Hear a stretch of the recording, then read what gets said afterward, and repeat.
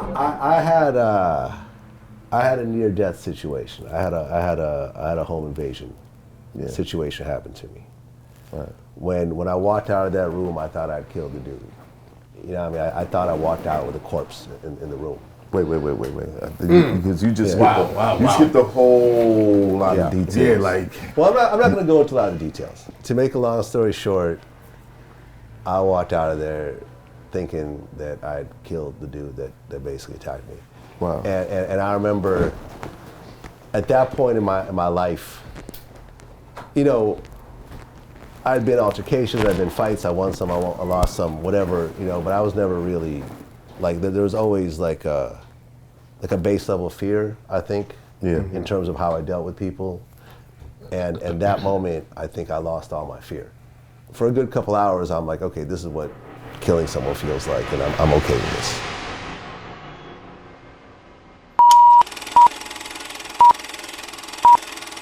This Hoffa, trapper turn smack rapper. Only smack rapper that you know is smack rappers. Got bars, I can hang with the backpackers. Trap star, I don't hang with the backpackers. I'm in the hood with the work you heard. Making fiends leave earth you heard. Got your baby mama thirst you heard. Feel the flow, nigga, throw it in reverse. This the wave you need to surf you heard. Told Jim I need a bomb I could drop on you niggas. Bad boy, I'm never gonna stop for you niggas. I don't give a fuck who you got as the illest. I solidify my spot with gorillas. Now I'm rock with you niggas.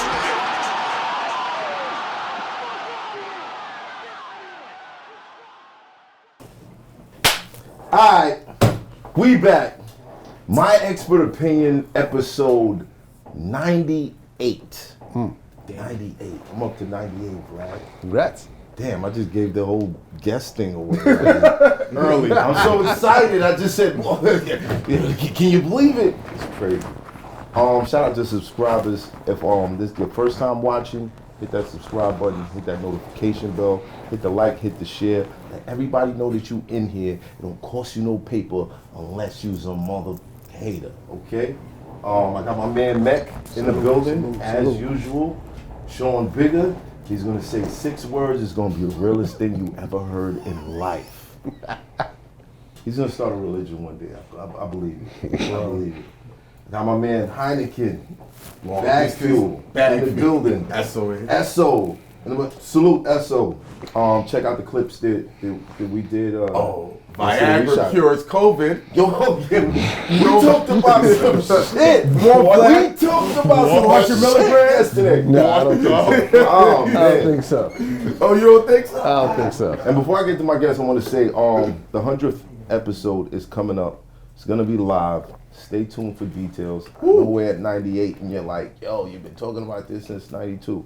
But details will be out soon where you can buy your tickets, come sit down, ask the guests questions, all types of stuff. So stay tuned for that. And the Justin Project dropping in February.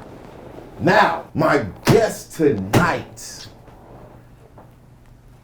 Yo, I had a battle league with this guy. I don't know if y'all know that. I remember if y'all know that. Yeah. Killers League. Listen. This is the original Butcher. Before Benny, this is the original Butcher. He has the #1 YouTube channel in hip hop. Period. Hands down. There's no debating. Gilly, you cannot debate this. Forget about it. Just let it go. I got Vlad in the building, man. Clap it up. Clap it up. Yeah. How you doing, sir? I'm good, man. Thanks for having me. Yeah, you already like, hey, man, I was the first to lay down on your couch. Pause. Yeah, that sounded crazy. That sounded the Vlad crazy. couch, not my actual couch. Yeah, the Vlad Vlad TV couch, the interview couch. I was the first person. Not the casting couch. Right. I always look for interesting ways to start off these interviews and just jump right to it. So, do you work for the feds? No, I do not work for the feds. I work for the feds. Are you sure? I do not work for the feds. Why do people nor believe? the police? Why do people believe that you work for the feds? Is that bro? because you got fired or like did you? I have never been employed. Was there a by situation any you got sort of caught law up? enforcement? You got caught up in the game I and did it was not like, get yo, caught if you up just give in the us game. a couple Independent rappers. contractor? No, Are you sure? man. I was a mixtape. Well, I was a computer programmer to a mixtape DJ. No to W-9s, VLADTV. no W-2s. You know what I'm saying? Oh, man. But you know when people say I ask the police ask questions, I've heard that before. Right, police You know, ask questions. Police ask questions. And does that mean, what does that mean when you say that? Yeah. Because it kind of brings us It back. means I ask the questions that everyone else is too scared to ask. Right. You know, I came into this shit like I wasn't looking at the other hip hop outlets as a goal. Like I always felt like these radio DJs were all pussies, and you know what I mean, that they would Right. ask the softball questions. It's all promo. They all want to be cool, friends with the artist. They want to be invited to the listening parties and go to the studio and hang out and feel like they're part of the records and shit like that. I said, nah, like I came in the game and it's all about the viewers. Like, what are the viewers? You know, when people are talking in barbershops like that, what do they ask? What do they really ask?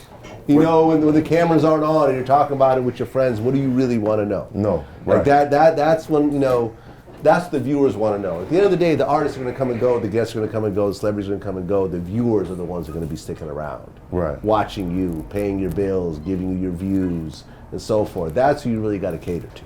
So, you know? so that's the main relationship that you cater to. Yes. Yes. But The you viewers got- are coming, I mean, the guests will come and go. You know how it is. Right. You know, That's you're true. cool with someone and then Somebody else comes on the show, they say something, and then they're mad at you. And someone gets in their ear, the publicist don't do any more VLAD tell TV me interviews. about it. I You already know? know about it. And, Crazy. Yo, man, like it's all about giving the viewers what they want, not about, you know, all that extra industry shit. Now I said the number one channel in hip hop. That's accurate. Yeah, I mean, people say that we don't just do hip hop, and we don't. You know, we do actors, we do NBA and NFL players. You know, we do ex-criminals, we do lawyers, Right. we do doctors. You know, we do billionaires and real estate investors. But that's now. But the basis, the basis is still hip hop. Right. You know what I mean? We'll always have rappers on the show. It started with hip hop. It started with hip hop, and it's always going to be hip hop. So let's talk about And yeah, we are the biggest YouTube channel in the space in terms of monthly views. for now. and someone else is going to take that crown at one point. You know what I'm saying? That's just the nature of the business. Right. You know, shout out to all the up and coming, Shout out YouTube to channels. shout out and to everything. everyone because Yeah. I stay thoroughly informed by YouTubers. Yeah. And when it comes to information, your channel is number one. When it comes to hip hop information, I gotta make the argument, you're still number one. Where did it start at for you?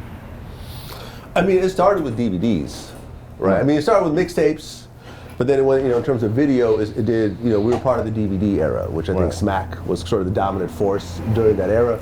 Right. So we had our own, it's called Hot in Here DVD, where we would interview rappers, get freestyles, get behind the scenes, the video sets and stuff Before like you even that. got to that, you were born Yeah. in the Soviet Union. The Ukraine, which was Ukraine. the Soviet Union at the time. Now Right. it's just the Ukraine. Now it's just Ukraine. Yeah. Just tell me, like, what was the temperature coming up? Like, what were the steps? I mean, I was 5. I was a kid. You Yeah. know what I mean? And we were a Jewish family living in communist Russia, and that's a very oppressive kind of place for people like us. You know what I'm saying? Couldn't get certain jobs, couldn't go to certain universities. There was violent situations. Some of my family members got killed during the process of moving over. Wow. You know what I'm saying? Like shit like that. So we moved over to the U.S. and I grew up in the Bay as a Russian. I was the only Russian kid in my area, like in my school, in my area where I Was it lived. predominantly black? It was predominantly white and Asian. White and Actually, Asian. at the time, everyone hated Russians, man. We were like the enemy. Like Yeah, every like being- movie that you saw. Well, because it the was Russians. there was. You gotta understand. You're talking about the '80s. Like there was. It seems a little funny now, but at the time, a nuclear war with Russia was a possibility. Cold War. The Cold War, and you know, the motherfuckers was gearing up nukes on both sides, and there was a couple of near, you know, situations. Right. There was like TV shows like the day after, you know, what to do if a nuclear bomb drops. You know? Everyone was looking at me like I'm the enemy. Like The I'm Gorbachev era. I'm that motherfucker, you know, and I didn't have any other Russian kids to really band together with. Right. And you know, the only other kids I was cool with were the black kids who were going through a similar type of thing. Yeah. And hip hop was starting to form right around that time. It was still a New York thing, but it was, you know, the New York City Breakers were coming out. Movies like Breakin' and Beat Street were coming out, and you know, you were watching the shit on TV and so forth. And I just kind of fell in love with hip hop as a breakdancer and the music at that point, and it just set off a journey that, you know, at 48 I'm still on. But more importantly, you identified with the oppressed. Yeah. From your oppression. Yeah. That's deep. Yeah. That's deep when you think about it. Which is different. Yeah. Because if you lose your accent, you're just a white kid. I'm just a white kid, right? But I'm named Vlad. Right? You're not getting away from that. I'll let you They tell don't people get your away name from is that. Victor. No, but I did it. My name is Vlad. Right. No, You know what I I mean? applaud you for sticking by it. Yeah. But the impression is, you know, there's Absolutely, yeah. Like if you don't know me, I just look like a regular white kid. Like, you know what I mean? But, you know, people are telling me, yo, I can shoot you, nothing will happen because you're Russian. Like kids, you know, and I punched Someone that said that to yeah, you? to my face. I punched him in the face. You know what I mean? Wow. Like, I mean, the shit was hurtful. Like, you know what I mean? It was like, damn, like you really feel that way. Like you could just shoot me and get away with it because I'm This Russian. was in school? Yeah. Was it a teacher? Nah, I was a student. so when you see cops do that to us today, like they don't There's have to there's say a part it. of you that's like, fuck those guys. Yeah, I mean, listen, man. I mean, I'm white. Like, I'm not going to tell you I relate to a situation. You know, relate to someone going through America as a black person with the history of slavery and everything else like that. I'm never going to say anything like that. You know, I had my own thing and my own issues at that time, but I'm not going to say I go through what y'all go through. Even though you're Jewish, because Yeah. a lot of the times the Jewish community, especially in New York, the Hasidic community, Yeah. they like to, you know, make it parallel slavery to the Holocaust. You still don't have a connection to that? I mean, listen, I lost 10 family members in the Holocaust. You know, all my grandfathers, on my mother's side, my grandfather's brothers and sisters are all dead. All got killed by Nazis. Wow. You know, so I missed a whole part of my family because of that. You know, but I didn't really grow up. I mean, I grew up identifying as Jewish, but I didn't grow up in a Jewish community. You know what I'm saying? It wasn't until I moved to New York that I actually lived in Borough Park, which is like that's the hub, right? That's the hub, but no one fucked with me in Borough Park. Because you didn't have the curls? I didn't have the curls. Yeah, they racist again. Yeah, it's a thing. like Yeah. Hasidic Jews don't fuck with Jews like me. Yeah. They just don't. You're like a Miami Jew to them. Yeah, you know what I mean? They didn't talk. I just lived in the their buttons building. open and the taco meat showing, the little Look, star David. I grew up in Crown Heights, so. That's you the know, second hub. And Yeah, those you was know. the homies. Yeah. You know what I Yeah. mean? Yakov down the block. But what he's saying with the You know? curls is a real thing. Depending on the length, if it's too short, they'll be like, nah, you're not in the league, bro. Really? Yes. It's he a just whole, said- it's a whole Yeah. community. They speak Yiddish to each other. They have their own schools, their own hospitals. Yeah. You know, You see they, that. And on Fridays, they entice black people to turn on their lights. Oh, I know. Yes. I know that. Let me tell you. I'm coming back from Israel, right? Me and the lady are coming back from Israel, and in a Hasidic culture, a man and unmarried, like a man cannot touch a woman who he's not married to. He can't shake hands with him, whatever else. So I'm sitting here, and my lady friend is here, and this Jewish dude sits over here, and he's like, can you switch with the girl so I don't have to sit next to her? And I'm like, no. Like, it's a long ass flight. Yeah, like what? He had 4 people walk up to me to try to convince me to switch seats. Yeah. Like, you know what I mean? Like, Yeah. just because he's, but he's very religious. I'm like, I don't care, motherfucker. Go get a first class ticket if you feel that serious about that shit. I'm not gonna be inconvenienced sitting in the middle seat. How did the female feel? Was she? She thought it was stupid, like, you know what I mean. But she was going with whatever I was going with. So it was like, yo, yeah, it's a different thing, man. Like the Hasidic thing and the regular, you know, the Reform Jewish thing is very different. But I didn't grow up religious, man. You know what I'm saying? I had a bar mitzvah because my grandparents always wanted, because we lived in a place where you couldn't practice being Jewish. So the one thing I did for my grandparents was have a bar mitzvah when I'm 13, and then I pretty much just left all that alone.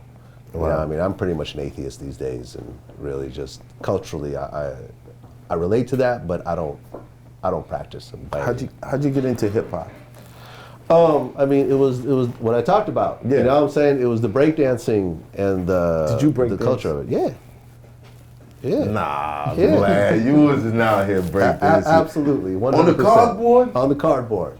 Wow. On the cardboard. They got footage of that? What was your got special footage. move? What was your Cardboard special equals move? no Everybody footage. had a A special special move. move. I mean, I could head spin pretty good. Still can't What's that? Can you do it now? Not a head spin, no. I mean, you know, I could centipede pretty good. I could do a crab. You know, my crab was You was doing pretty- the crab? I was doing the crab. I could never do the windmill. The windmill, the reason why I stopped was because I just could not get the windmill. And I felt like that was like the next Step. You And know, you just couldn't. I get just the- couldn't, man. I practiced my ass off. I could not get the fucking windmill.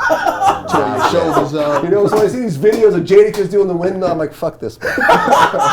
Motherfucker, fuck you. Could never do that. Now that shit would be a myself. versus Vlad Jada. Hip hop dance Vlad's off. word. That would be crazy. Yeah. That would be crazy. My buddy's still on Jada. Yeah, Jada. He gets Yeah, double he can do the serious. windmill. Yes. He can do the windmill. Game over. Yeah. So from the windmill, Yeah. you decided to go into beat production.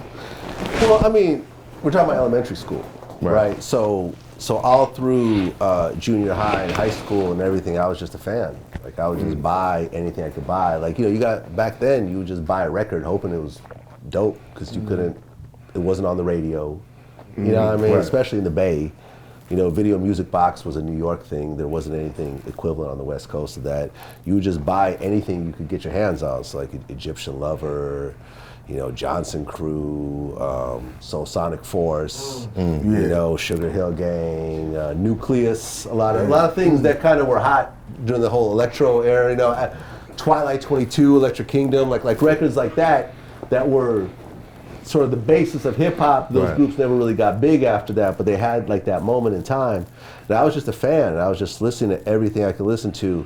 You know, I remember when NWA hit, that really was like just the level of quality and the rawness of it was just like so incredible to me that I got a little deeper into it, like in high school. And then, but you gotta think, I'm growing up in the Bay, I'm growing up in San Mateo, which is like the suburbs. Right. There are no rappers, there are no producers, there's no nobody.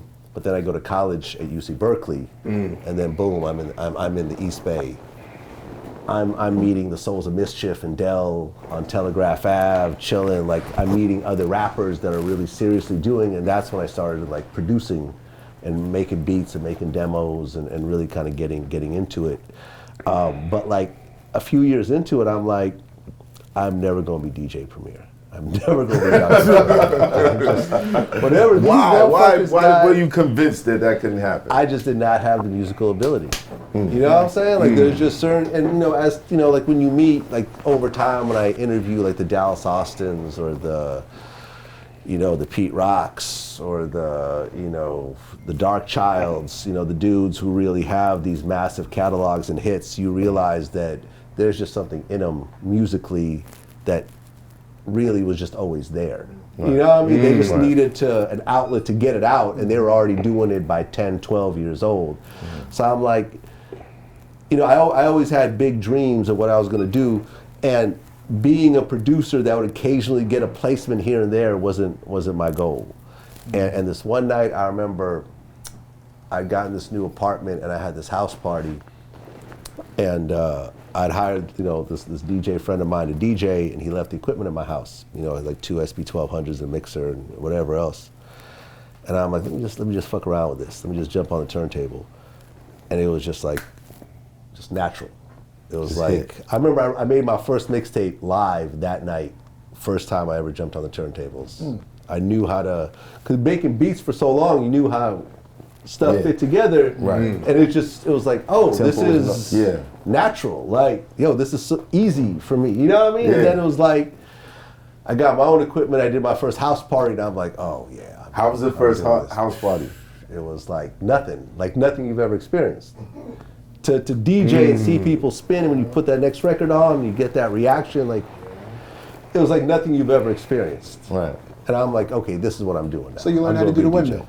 So you found your windmill. I found my windmill. I want to say, I appreciate this story right here because the impression that people have is you don't care about the culture, Yeah. you're pilfering the culture, Right. you have no knowledge of the culture. Right. So now all these songs from Egyptian that you mentioned, it's like all these people that's talking crazy about you, your knowledge most Yeah, likely. I'm not gonna lie. He said a couple names. I was like, so now it's very refreshing because it's like, oh, he's a white guy that's getting money off of us. But now you're giving a whole different context to what the dynamic is of Vlad TV. Yeah, I mean, you can listen to my interviews when I interview like the legends, like the Raekwons or the Melly Mel's or whatever. Like, if you listen to the conversation, I'm not just reading from a script. Like I've experienced these songs as they were coming out. Right. And you know, there's nothing, you could go back and listen to, you know, Michael Jackson Thriller, but it's different when you actually experienced it when it came out. Yeah. Because there's feelings and emotions associated with it. You remember what was going on in your life, and that was the soundtrack to your life. Right. And it's like, hip hop has been the soundtrack to my life, most of my life. And, you know, anyone who really digs into my catalog it's just obvious. Right. You know? So from the DJing, Yeah. then what? Well, so the DJing started, right? And I'm in the Bay, I'm living in Oakland, and I'm starting to do clubs, and you know, I'm getting into it, and it's like, but I'm looking around, and all the DJs I'm looking up to are all broke. They're all living with their moms. they're scraping by. Like who? No names that are big names, because they're all local. You know, I always got DJs. to find out. I don't even remember the names. have to no, find out, on some yeah. real shit. I don't even remember the names. Right. Like, but it was dudes who I thought were fresh, who I really like looked up to, like, yo, and I watched them spin, and I would like take notes, like, okay, this song like works, and once I got to know them, I'm like, this ain't gonna work. Yeah. And I know somebody who had a similar experience. yeah, I'm like, this ain't gonna work. And I remember I was getting close to being dead broke by that time, and I'm like, all right, like, I could either go and get a regular 9-to-5 job, or I could move to New York and really, you know, try to hit a home run, because that's really where the epicenter of DJing and mixtapes and everything else like that is. Right. So literally with no money, by that time, I had a homie who was a club promoter, and he was like, you can sleep on my couch if you come out here, and you can spin in my club. So I'm like, fuck it, just packed up my shit, moved to New York, slept on his couch. That's why I lived in Flatbush. The Gaza. Church in East 18. Oh Church my in God! East 18. Wow. Yeah, Church in East 18. Wow. You near I got Temptations. He's near Temptations, B. Yeah, fact. Woo! Look, Brooklyn and here. Woo! That's not a place. Church in 28th. I have a story that's Vlad TV worthy. Yeah. Guaranteed to get me Two locked First, up. Ocean Ave. Guaranteed to get me locked up after I tell this story. But yeah, that's the area. That's the area. Yeah. Gaza. Yeah. Not too far from damn, what's the name of the movie theater? Kenmore. Is it Kenmore? And the other one that was on Church, and it's a sneaker store now. They always used to shoot it up every Saturday. Yeah, and you could sneak in through the building. Through the building. Around the corner. Yes. And you climb down and you go through the door. Yeah, it was That was like the it was a first lot, movie yeah. theater you could smoke weed in regularly. Yeah. Facts. So you over there. I'm over there, man, and I'm just like, all right, I got a backpack full of CDs and a dream, and I'm going to try to figure it out. Not knowing hardly anybody, not having any money in my pocket, leaving CDs on consignment, coming back, you know, like with the Africans, you know, on Canal Street and everything. Did you drop off the Madu? Yeah. I'm a dude. Yeah. Corner. Yeah. You know, I remember, you know, shout out to Justo, rest in peace. He was the one that really took me around and showed me all the spots and Rest in everything peace, else Justo. like that. Yeah, rest in peace, Justo. Yeah. You know, and it was like, you know, I'm DJing some club shit and I'm dropping off CDs and everything else like that, and but the money is dwindling, and you know, the dudes I'm staying with, like, yo, when you gonna get off our couch, like, you know, and I remember I took a job at a strip club in Brooklyn, which sounded like a good idea at the time, right? What club? What club was it? It was like this dying strip club. It wasn't one of the poppin' strip clubs. It was just Right. this barely in business. What was it, like Depressing Third ass- Avenue? Something like, no, like Coney Island Boulevard and like. Oh, by the Asian yeah. parlors and the Yeah. You stayed around the And Russians I still. remember like, yo, I think I was like 30 at the time, and I just remember thinking like, what did I do wrong in my life? How did I fucking end up here?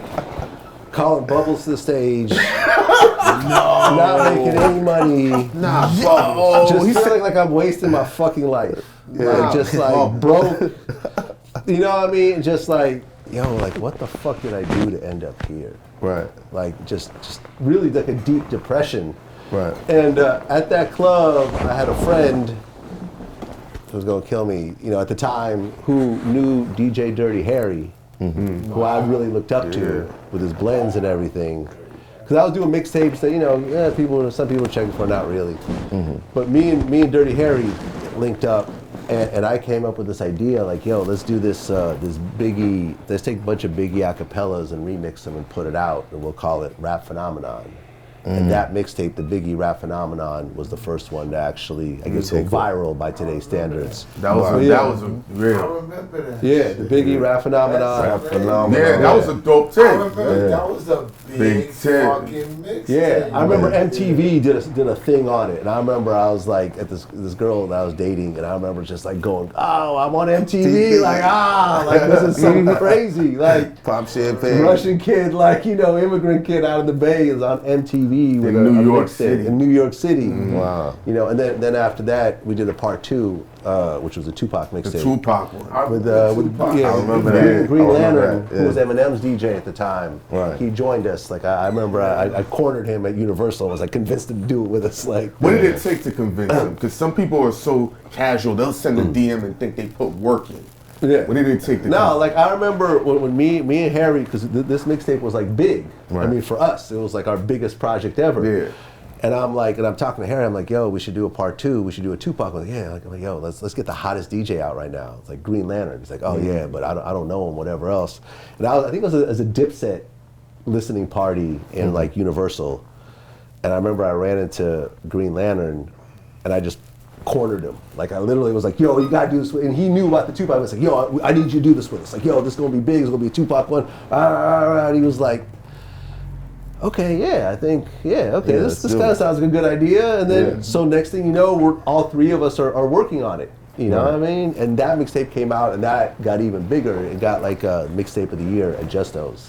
Wow. You know what I mean? Y'all was in the studio together put in that? Or Yeah. Well, we did it individually in our own studios, but then we went to I think we went to Cutting Room in Manhattan, and we spent like 3 days in the studio just assembling Stitching it it. together. Yeah, stitching it all together, sleeping on couches, taking turns. They came out. Where are these mixtapes now? Oh, they're online somewhere. They're on eBay. Say You know what I eBay. mean? Yeah. Would you Yeah. NFT these joints? I mean, I don't really own the. Oh, you're I don't right, really you're right. own that content. It's all Yeah. basically bootleg. Like, you know what I mean? But like, you know, the dope thing about the part 2 was like we all pulled in our relationships to bring in other rappers to like do features on that mixtape. So like Alicia Keys is on it, Busta Rhymes is on it, Bun B is on it, Bounty Killer is on it. Jadakiss is on it. Like, you know, Exhibit I think is on it. You know, That's and dope. it was like this really pure, you know what I mean? Like it was like outside of the industry rules, we put this together as just a project. You know, Wyclef is on it. Like, you know what I mean? Like a project of just like of love for this artist that we all respected.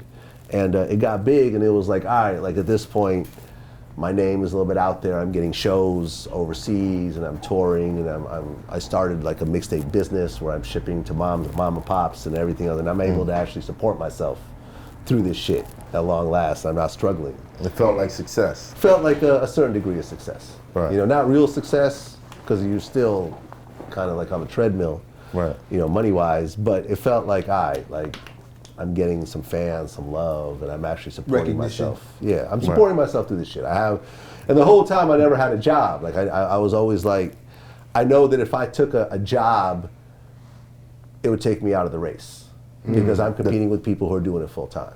Right. You know what I'm saying? So like I'm just trying to stick to, like this is all I'm doing morning till night, and I'm just putting all my focus into it. From there, you went to the DVDs. So CDs were going away. right?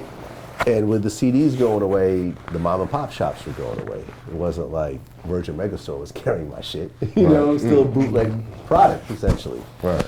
So, you know, the mixtapes were going away. I was actually partners in one of the big mixtape sites. I'm not gonna say which one. But like, I felt like it was a liability more than anything else. You know what I mean? Because the bigger it was getting, well, because it's all illegal, right? It's all copyright infringement. And I remember the day DJ Drama got busted by the feds, and I'm watching this video of them like towing away his BMW and seizing his bank accounts. I'm like, I'm done.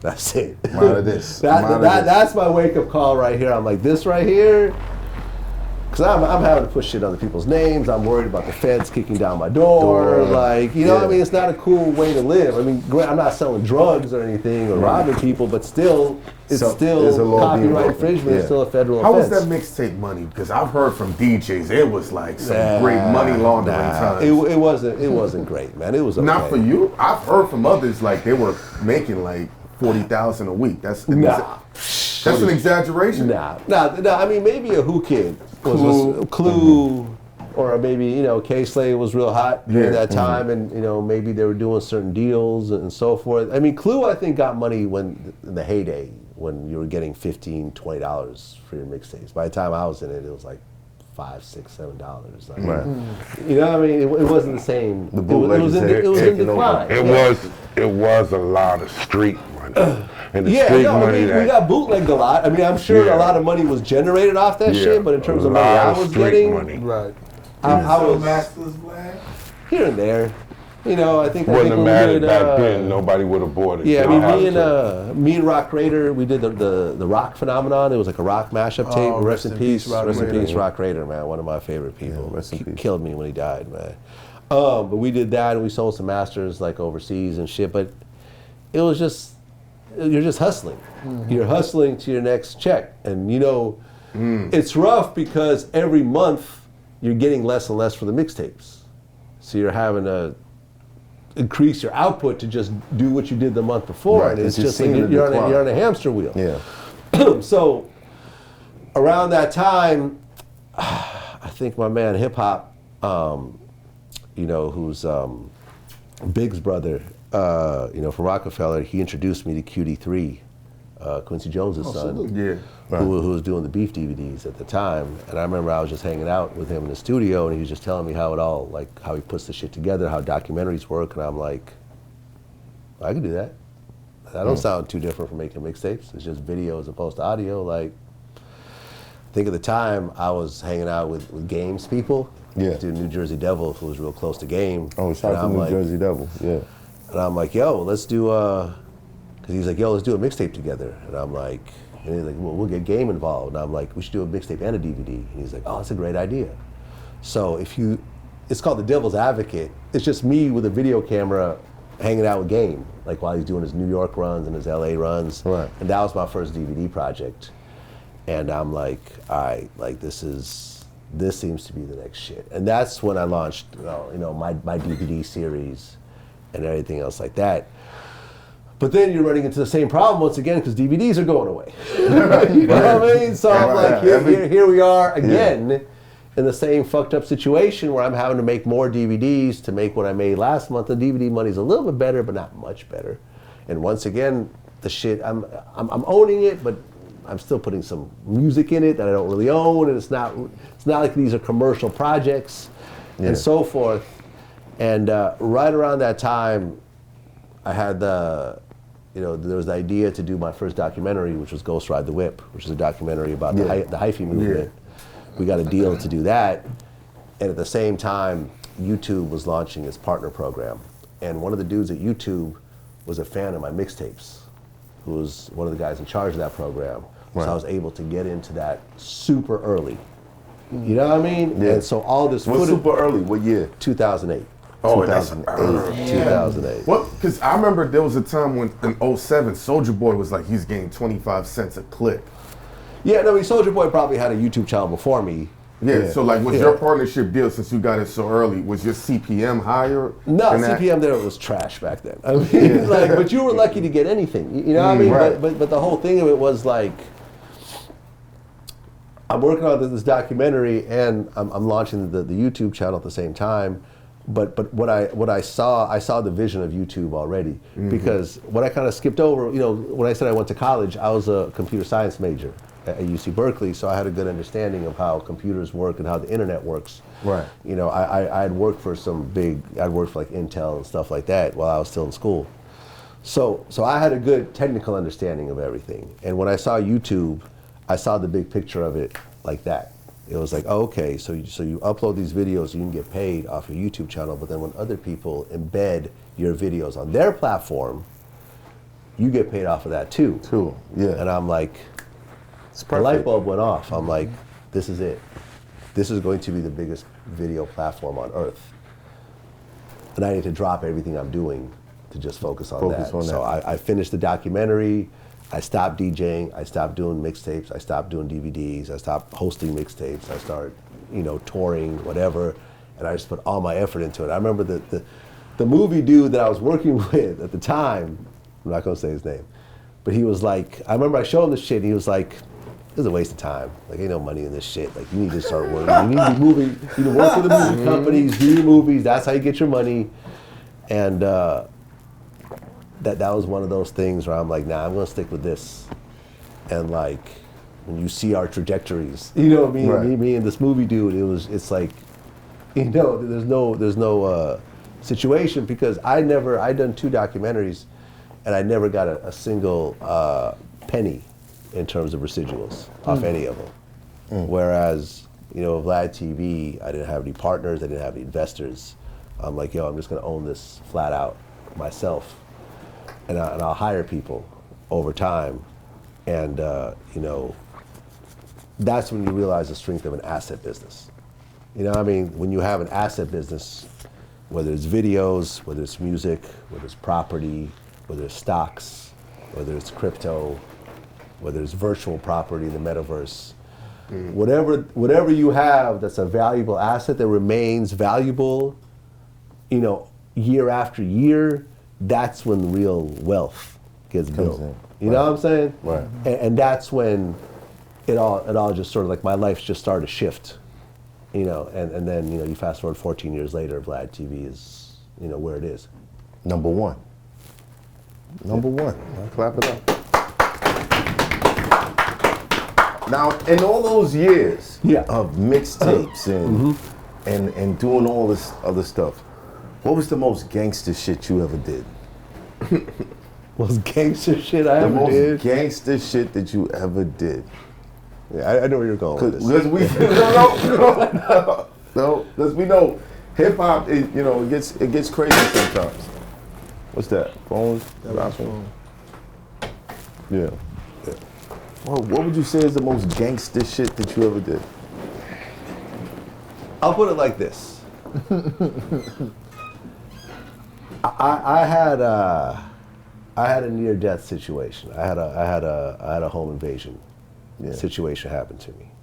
Right. When I walked out of that room, I thought I'd killed the dude who had basically attacked me. You know what I mean? I thought I walked out with a corpse in the room. Wait. Because you just skipped a whole lot of details. Yeah, like. Well, I'm not going to go into a lot of details. But you're in the house chilling. I'm in the house chilling, and a home invasion happens. Right. Right, over the girl that I was with. Right.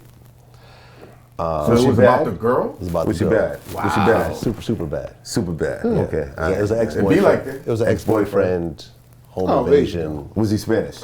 No. Oh shit. That's a shocker. No offense. No offense. No offense. No offense, but that's a shocker. But to make a long story short, I walked out of there thinking that I'd killed the dude that basically attacked me.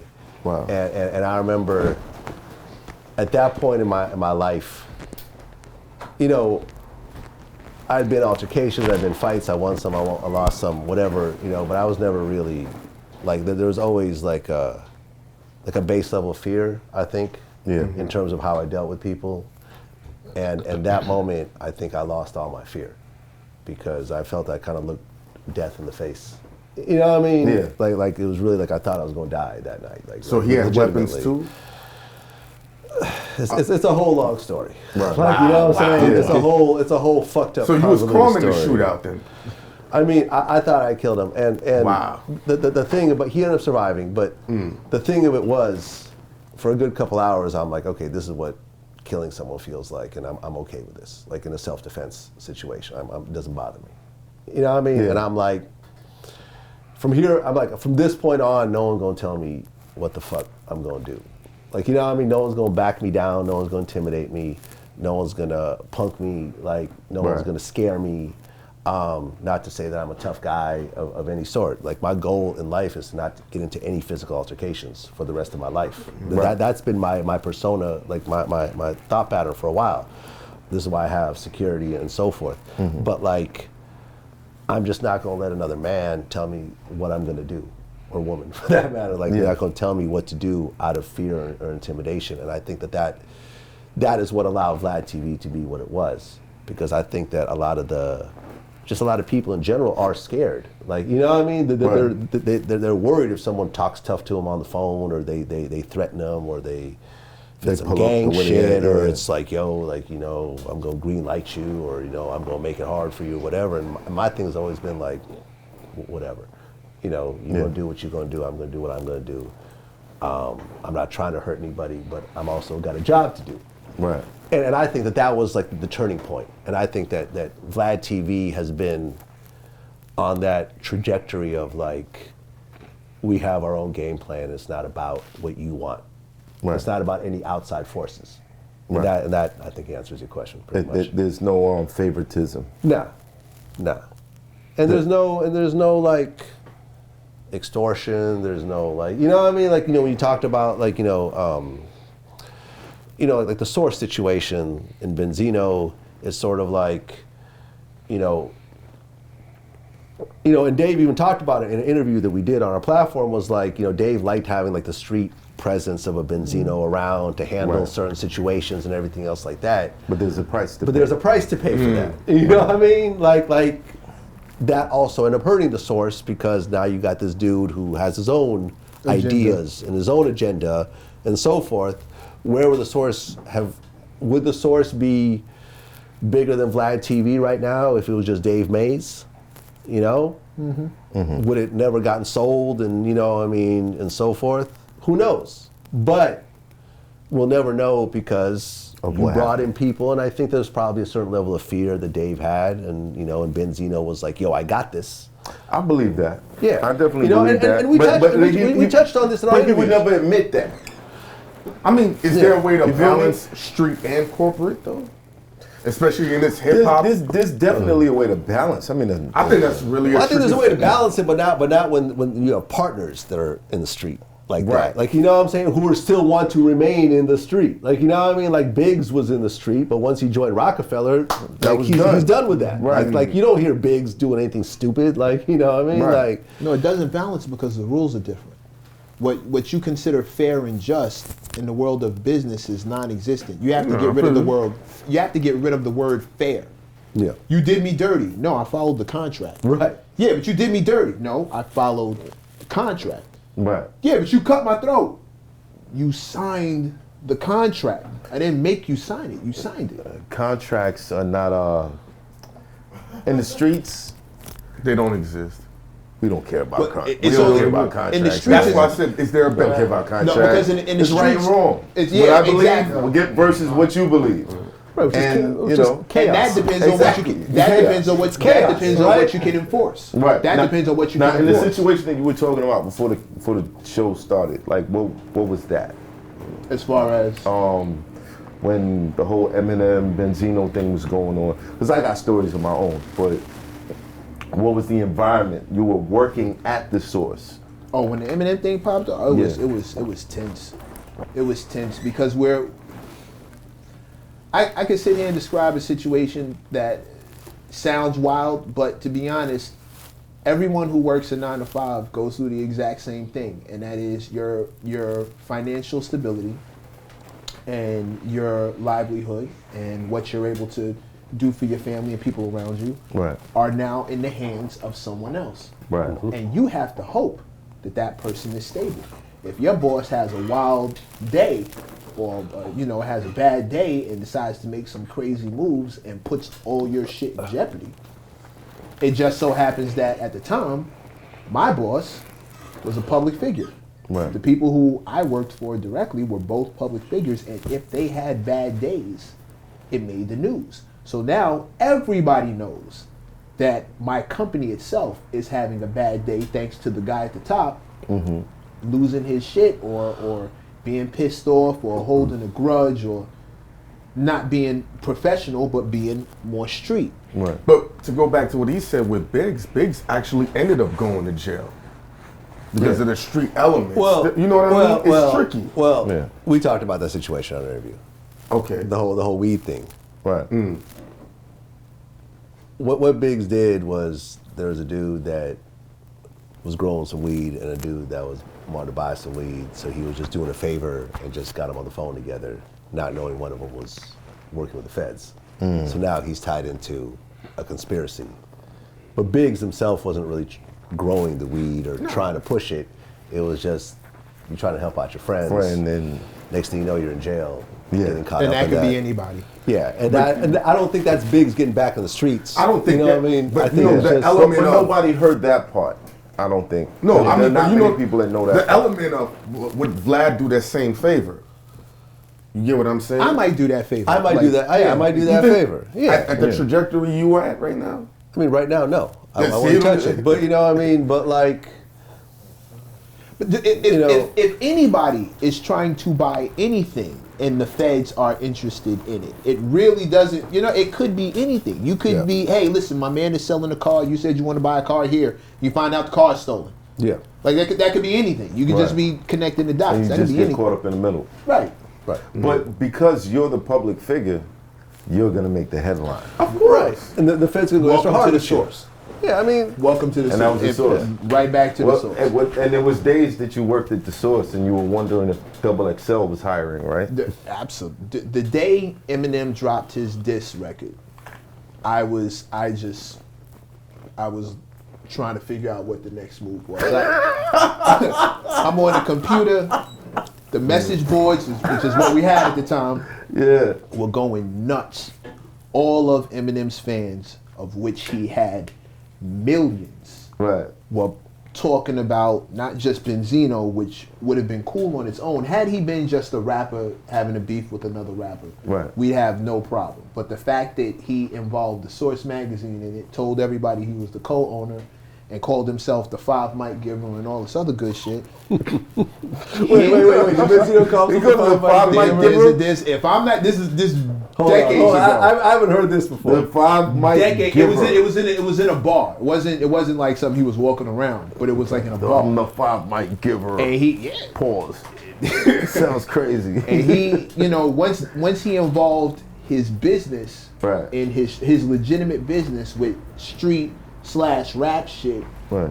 it's all collateral damage. It all falls as a way to. If I bring my wife on stage and I dish you and you see my wife, now my wife is a part of your response. record. Absolutely. Right. Yeah. That's right. It's Yeah. only right. So now the source is involved. The message boards are going up 20, 30, 40 pages of random people from the internet insulting the shit out of Benzino as much as they possibly can. What was his response? He got excited. He looked like he was enjoying it. He got excited because people were, I think, don't let me speak for the man, but it looked to me like because people were speaking about him, this was like Christmas. And I just knew I was getting fired. I knew once he made me show him, that was going to be it for me. I was like, in my head, I'm going over my resume. Like, what's my next move? Which bills am I going to cut off? You know what I mean? Like, where do I have to move? I'm going over that stuff. He was excited. He was Listen. super excited. I was in the studio with Benzino when all this stuff was going on. And I wrote a 50 bar, and I've said this a couple times, like, yo, Em, I hope you don't think I'm trying to like bait you or nothing like that. But I wrote a 50, he actually dissed Misfit. I don't think people know this. He dissed my co-host on a song, Zeus. But anyway, we're gonna move past that. So I'm in the studio with Benzino, and he's like, yo, handle this, you a lyrical monster, jump on the track. Hangman 3 gave me a beat CD. I picked the beat. I wrote this 50 bars of fire, flames, just, you know what I mean? I went back into the studio. He has a diss response. Rest in peace, Huddy. He had a diss response. LO had a diss response. He had people dissing him in Spanish. It was just a whole crazy situation. And once I saw that, I was like, you know what? This ain't special no more. I'm stepping out of it. And I stepped out of it and I watched what happened. Now having a company as big as yours in media, just like he did, how do you keep your personal feelings out of that shit? I mean, it's a big picture involved. Like, you know, Benzino was mad at me for like a year and a half over not doing another interview with him about Eminem. About Eminem, About specifically. Eminem. How does that happen? Yo, what's up, Vlad? I want to talk about Eminem. And you're like, no. We'd already done a bunch of interviews with him about Eminem. I didn't want to like just keep rehashing, you know, the same thing. So I was like, nah, I'm gonna pass this time. And he was like, what? Vlad's a culture vulture. Fuck Vlad. Rah, rah, rah. And I didn't really take it. I was like, all right. This is the side of Benzino turning on me that that I've seen before. But he's been on your channel recently, so you guys got past it. So no, but what happened was, you know, Benzino was mad at me, but you know, we're expanding our roster of interviewers. So like Sean Prez is one of our like go-to guys to do interviews. You know, I mean, he's done a lot of interviews for us, and he was like, "What do you think about doing an interview with Benzino?" And I'm like, "Yeah, you do it. Cool." And it was like, all right, and then that takes me out of the equation. There's someone else doing the interview. They have a relationship with Benzino. That's our relationship. And I'm like, talk about the beef with me in the interview. So it was brought up, and it was like, you know, and Zeno kind of just downplayed it. It was like, yeah, I just thought that, but you know, whatever, man, it's cool. Like, you know, I rock with VLADTV. And that's that. And then he's done another interview with Sean Prez again. He's now like a regular guest on the show. You know, he's getting a check and everything else like that. And it's like, has nothing to do with me. And that's really kind of the goal as the company matures, because there's going to be a day that I'm going to do my last interview. Right, we're all not going to live forever. Right. There's going to be a day where Vlad will do his final VLADTV interview. Right. But I want the company to keep growing after I pass. Like, you know, I think it's dope that, you know, the World Star's still around with Q gone. Now it's not quite the same company. Right. Shout out to Picture Perfect. Yeah, but like.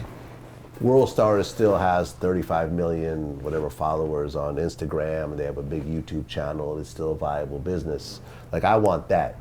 So, you know, Vlad TV was always sort of designed to not just be about me. It was designed to be a platform for a certain type of content. And although I'm not doing the interviews myself, I'm working with the interviewers about the questions. Like we lay out the skeleton of the interview with whoever whether it's a Sean Prez or Shirley Jew or a Coach PR or Lunel or Zab Judah or whoever's doing the interview or Edie from the Outlaws. Yeah. We'll lay out how to do it. It'll be their interview. So if they're not comfortable asking a certain question, they're not going to answer it. Right. You know, ask it. If they want to ask something else on their own, that's all them. It's their voice, it's their name on it. But we still lay it out, because we know what's going to react with the audience. So when you see a lot of these interviews, it's as if I'm doing it through someone else. Right. You know what I mean? Right. It's the same type of questions, and like, you know, people like Sean Prez are very good at following the overall outline. And you have these really dope pieces that do the same numbers as if, you know, I had done it. Like, for example, like Lil C's. You know, Sean Prez, who used to work at Bad Boy, has a close relationship with C's. And he was able to do an interview that I don't think I would have been able to do because of his closeness and his familiarity with C's. Right. C's, we know each other, we met, but we don't really know each other. We don't have a rapport. Right. Those two have a rapport. And that interview came out and it was dope, and I think 4 or 5 million people have seen it. And it's a piece of our catalog now. And this is sort of the whole thing of like, let me just try to keep removing myself out of the equation more so where, yeah, you may not like something I done 8 years ago, but yo, you cool with Lunel. So yeah, I'm going, you know, that's how Shaka Khan came on the show. That's how Tiffany Haddish came on the show. You know, that's how Sinbad came on the show, because they're cool with Lunel. Right. That's her relationships. That's her. You know what I mean? So you're slowly removing yourself. Slowly, and I'm still going to do shit. You know what I mean? Listen, I mean, doing the Raekwon interview was a thrill to me because I love the Purple Tape. You know, I mean, I think you could argue and say that's the best Wu-Tang project. Period. I have a question though. Would it have been the same if the tape was clear? It would not be the same. It would not be the same. It had to be purple. The purple. It had tape. to be purple. That was the genius of it. Yeah. Make the tape purple. Exactly. Yeah, but you the know, CD was red. I remember this. The CD was red? CD was red. The face of it was red. Yeah. But the tape was purple. Yeah. It was the purple tape. The purple tape. Great marketing. Yeah, man. You know, Wonderful listen, marketing. I had a thrill doing that interview because I remember how much that music really impacted me at the time of my life. Especially like when you do shit, like before you get in the industry, you have that purity in terms of your relationship with the music because you don't know any of the people yet. Right. You know, you meet the dude, he's an asshole, and you're like, oh, I don't want to listen to this shit no more. Like, you gotta think of that in the background. Like, never meet this your motherfucking heroes. dissed me on Twitter 3 days ago. It's hard to listen to his shit now, but back then it was like, my so heroes pure. kind of crushed my Yeah. You know, but like doing interviews from people that I loved during that era when I had no clue that I was gonna do this for a living. And to really sit down with the person and just kind of nerd out, you know what I mean? And ask all the little questions you've always wanted to ask since you're a teenager. Yeah. You know, is How you maintain that purity? You kind of feel young again when you do that shit. How do you maintain that purity? Or has it been taken from you? Are you jaded now? It's you know, it changes over time once you get to know certain people, but then it's like, but then it goes outside of hip hop. You know what I mean? It's like, yo, I got to sit down with Mike Tyson. You know, I mean, I got to sit down with Riddick Bowe, with Buster Douglas, you know, Gilbert Arenas, John Sally, you know, Wood Harris. You know, people there was just like, yo, like, wow. There's so many, like, you never really run out of people to interview because there's just so many things that excite me. You know what I mean? That really is like, yo, I really just want to, like, yo, let's talk about The Wire. Let's talk about Paid in Full. You know what I mean? Let's talk about, you know, when I interviewed, you know, Ron Artest. Let's talk about The Malice in the Palace. Like, you know, let's dig, you know, when I, you know, talking to Gilbert about the gun incident. The gun incident in the NBA locker room, and you know, and how, you know, Javaris ended up catching a murder charge afterwards. Right. You know, I didn't get a chance to watch the interview. Did you talk to him about the Jay-Z line when Jay-Z he mentioned that? Yeah. He mentioned. Yeah, a lot of people mentioned him. that was crazy. Joints. Yeah, man. Well, I gotta ask you because all of this does come with a downside. Yes. Sometimes people come to your channel and they give you misinformation. Yeah. What would you say were the top 3 fake stories? We had this one dude, Sean Prez did the interview. He brought me this one dude, I don't remember his name, but he had done interviews before. Sean felt he was legit, and this guy said he was in the car when 50 Cent got shot. He was in the car. In the car when 50 Cent got shot. 50 got shot. He had a close relationship with 50. He was also the president of Murder Inc. for a certain amount of time. Jesus. And the president of Murder Inc. The president of Murder Inc. And he was in the car when 50 got shot. Yeah, and he explained the whole thing of it. Like, which kind of doesn't make sense. Doesn't make a lot of sense, but whatever. We're rocking with it, right? When you think about it, it kind of, without saying what you understand, it doesn't make sense that you're in the car and you were the president of Murder Inc. It doesn't make sense. Hold on, I might get a text message. Hold on. In reference to that. Okay. Yeah. So Sean did the interview. Right. We're starting to roll it out. And you know, it's doing its views and everything else like that, but there's no real pushback or anything. And then 50 goes on Instagram with a screen capture of this fucking interview about being in the car when he got shot with the word fraudulent across the shirt. And I'm like, fuck. So I called Ja Rule, right? That's an interesting phone So I called him Ja Rule, right? Where is Ja? No, wait a second. Before you get to that. Yeah. When you saw the fraudulent, did you think that it could possibly be that he didn't want this story out. Yeah. I mean, listen. I'm waiting for the siren to go away. No. Trust me. They're not, it's not getting picked up. We'll It's not getting picked up. just go. No, Let's look, go. it's like Harlem, right there. it's Harlem, baby. This happens Yeah, all the time. Hey, how you doing? Yeah. Yeah. Look, like 50. Last I checked, 50 is still mad at me because I interviewed Jimmy Henchman from prison, right? And I remember like 50 had put up a picture of one of my guys, like a guy that does bookings for us. This dude named Mafi, and it's a picture of him, and the caption is that he just got his face slashed, and you know, Vlad should worry about getting involved in some street shit because this is what's going to happen. Did he get his face slashed? Nothing happened to him. It's a completely fake story. He's perfectly fine. He's calling. Wait, hold on. Yeah. But 50 Cent put up But 50 Cent put the shit up. that he got his face He got slashed. his face slashed. But when nothing had happened to him. So somebody that looks like him. No, it was just, Might I don't have know. gotten I don't know. his face I don't know if slashed someone got in 50's ear and said this is what happened or whatever. I don't know if there's a warning to me or whatever other 50. So there was no photo of a guy with his face. No, it was a slashed picture of the guy. Picture of the guy. With a caption just saying, got his face I just slashed. heard Vlad's guy got his face slashed, you know, you all should be careful out there, get involved in street Jesus. shit, whatever. And Right. I'm like, and 50 took it down right away because So it was fake, right? Because it was fake. Because I've been fake. around 50 for years. If he took it down, then he's not gonna keep it up if it's fake. Right. Right.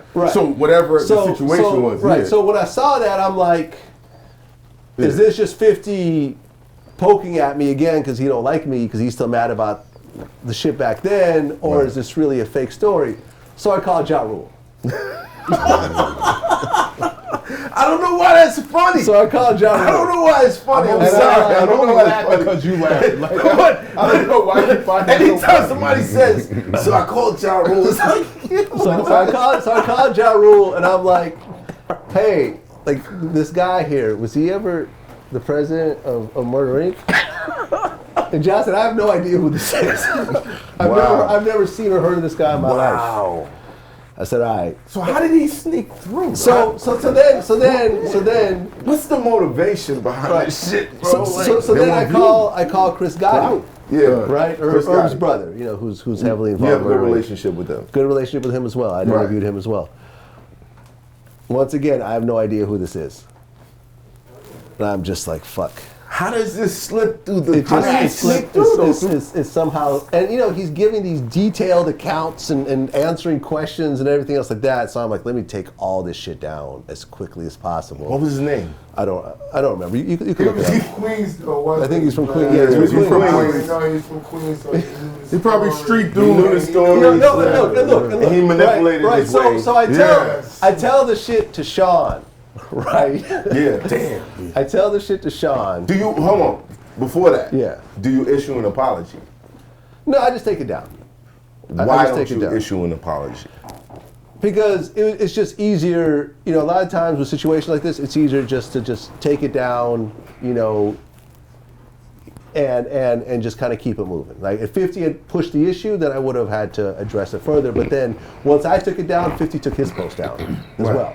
So it was like, Because okay. 50 didn't want, you know what I mean? Because he Yeah. didn't want nothing to do with it either. It was just, Right. this made everyone look bad. Yes. Literally everyone looked bad. So I remember I talked to Sean, and he basically was like, he needed to get to the bottom of this because this is making him look bad as well. Right. And he basically said that like some dudes from Queens called this dude up and pressed him, and he admitted like, yeah, I just lied to whatever. And basically the only truth was I guess he grew up in this one project that he mentioned. And that was the end of the truth in terms of the whole interview, that he just grew up in that one What the project. fuck do you do when somebody like that walks through the door and they're like, yeah, I was the president of Murder Inc. I was in a car when 50 Cent got shot, and I can tell you why. And they have like But this. you know why? That Because- shit is amazing to me. Like, Well, he why just- would you go that This far? same guy claimed to be Black Rob's manager when Rob died, and there was some sort of weird back Yo, and forth. yo. And Oh, so- he's a pump faker. All right, if you don't do it on camera, Professional pump. if you don't do it on camera, you have to tell me who this is, because I might get a DM one day and then he's sitting across from me. You understand? I know. That's a lot of footage to erase. Yeah. That's a lot of footage to You don't know, erase. yo, I was there when Hov started Rockefeller. Who knows what kind of story is going to come out of this guy's mouth, son? I don't know. Say something live real quick. I'm not gonna try that with you because it ain't no disrespect. They think they can get over on Vlad because at that time they looked at him. No, you know what? Yeah. I'm going to be At honest. that time. Well, but Sean Perez is doing the interview though. You'll get beat up. And Sean is a relatively intimidating if you feature. come in here with fake stories- figure. If you come in here with fake stories, you might get beat up. This is different type of platform. You might get beat up. Son. If I get in trouble, you're gonna get in trouble too. And guess what? Your trouble's gonna be worse than mine. So don't do it. Yeah.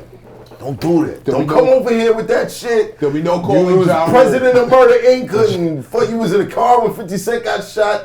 And you was there when Vivica Fox was, you know what I mean? We're not gonna do that. We're not gonna do that. But you gotta understand, Vlad TV's platform. Yo, nigga might think, yo, I was there with Vivica Fox, you know, she just, I don't know. I don't know. But you gotta understand, when You his know what I mean? platform represents the right interview with the right timing, he changes dude's life. Remember what we spoke about the other day?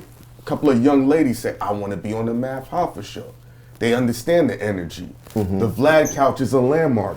This shop right here is a landmark. People are desperate. Like Vlad was saying, where's my next dollar gonna come from? Don't be that desperate.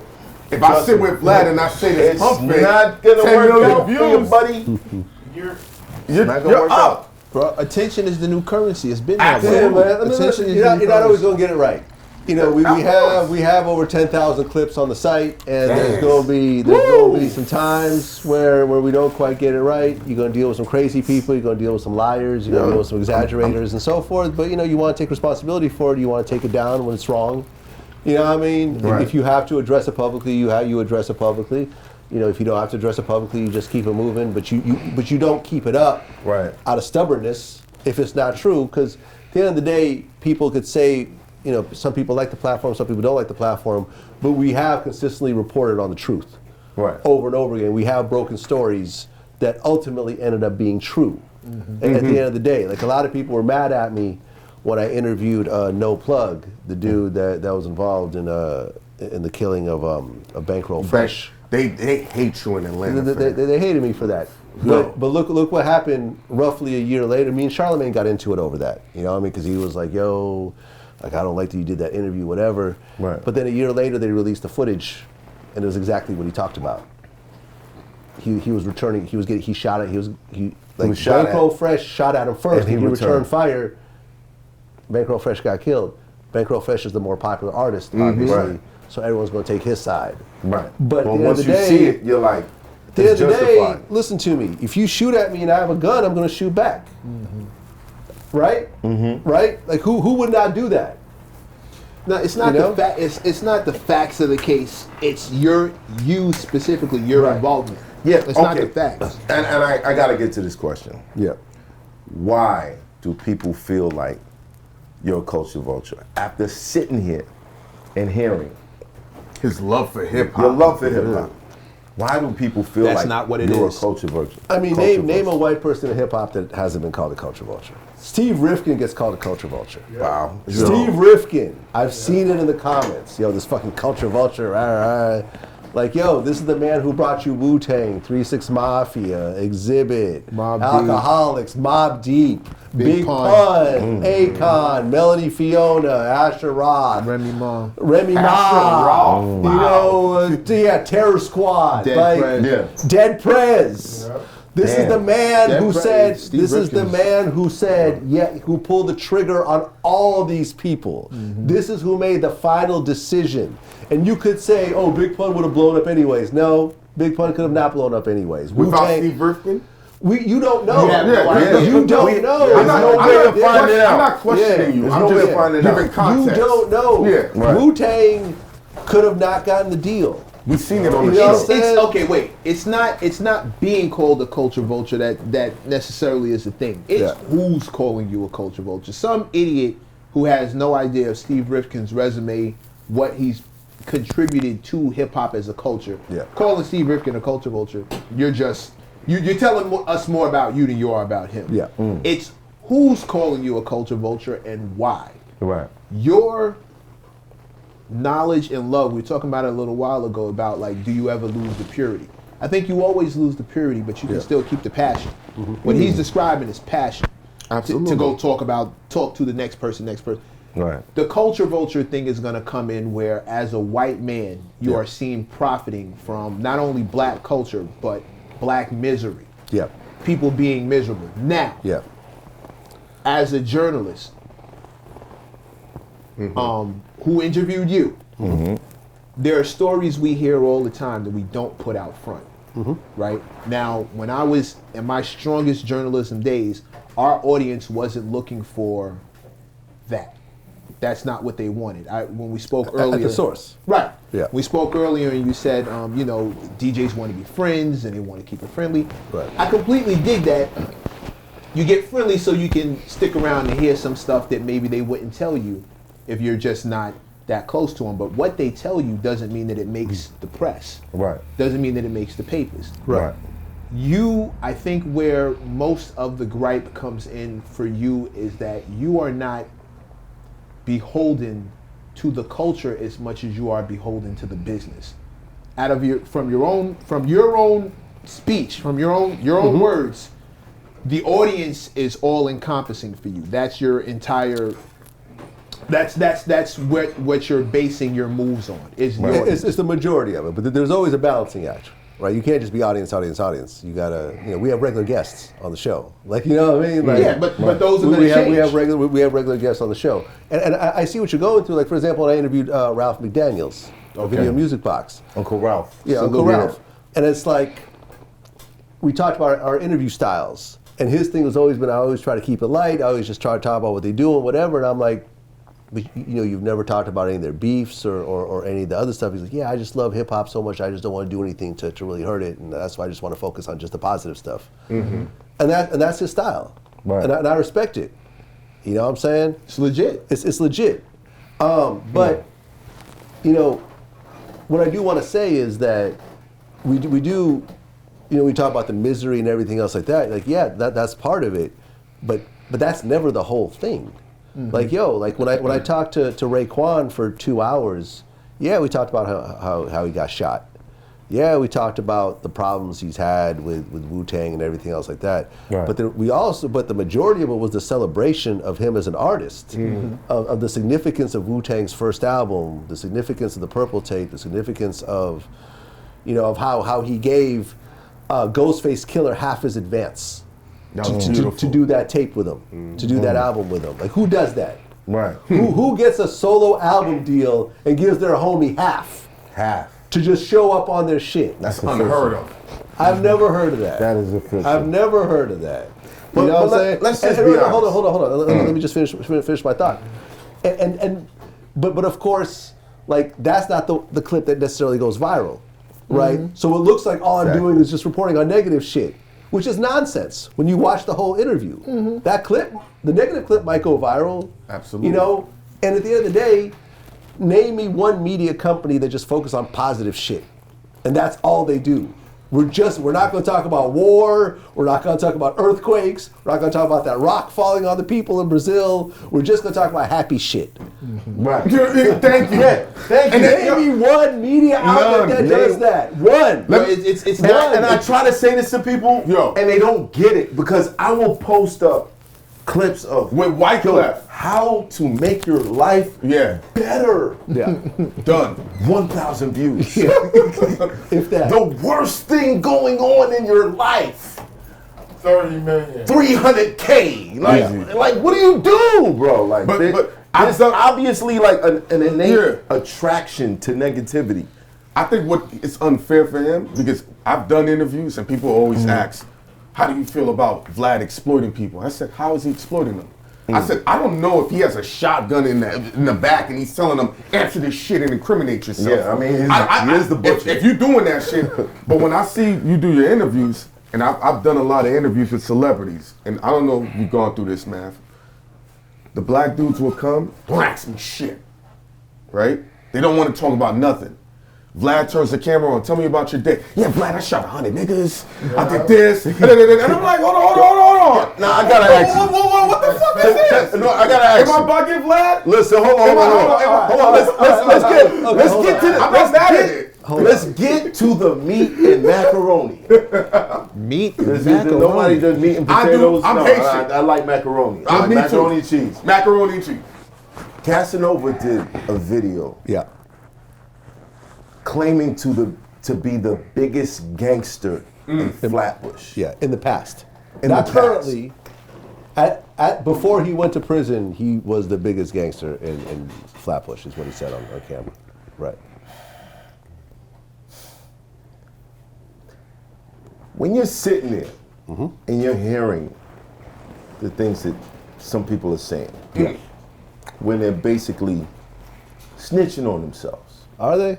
Yes. Yeah. Yes. When you're talking don't think about that's when snitching? when you're talking Wait. about things that you've done in your past the statute of limitations. There ain't no stat. Past the statute of limitations, right? There is a statute of limitations. We're not talking about murders. There is. Yo, there Vlad, is. We're not however, talking- they talk about on your show. However, hold on. Right. I remember I bought a kilo of cocaine back in when was it? Late 90s. Mm-hmm. You know what I'm saying? I bought bought a a kilo. kilo of I bought a cocaine. kilo of cocaine with For personal use? No, to sell. Oh, okay. You know what I'm saying? Like, I Right. dabbled in the drug game. Like, Right. you know what I'm saying? Wow, Like, okay. like, How like, much you know, was it?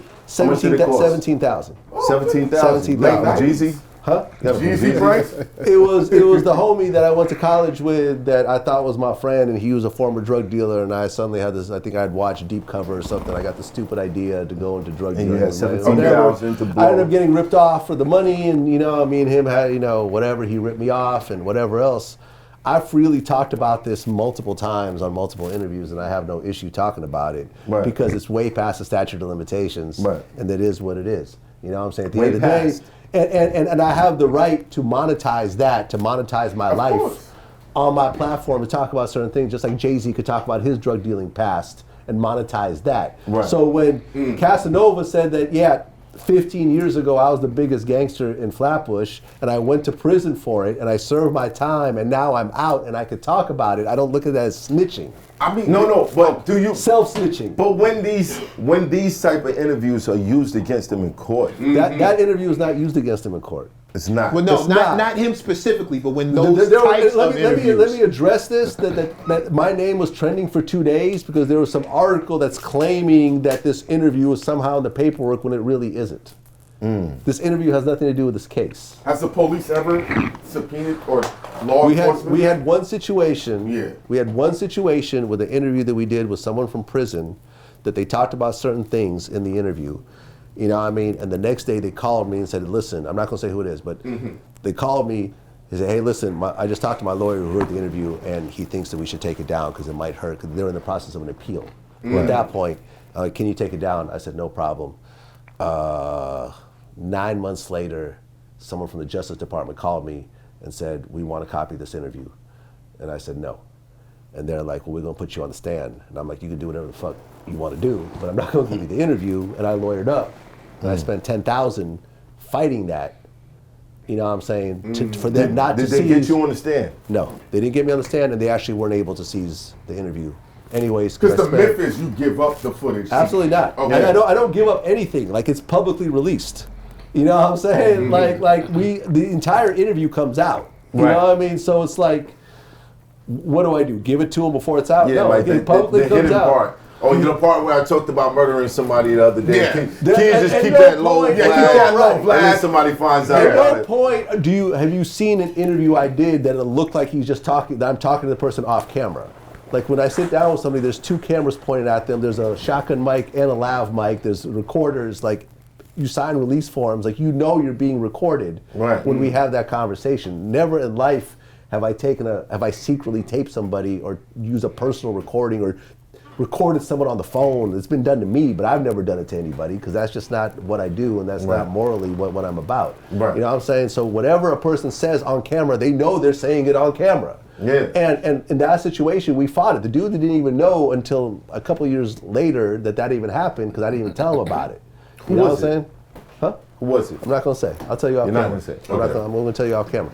But I like, always gotta find out. You said, I know y'all sitting there wondering, like, what is he talking about? I gotta but ask the question. you could probably figure it out. I mean, I haven't done that many prison interviews, you know, over the phone. But like, I will fight the police to protect the rights of my guests.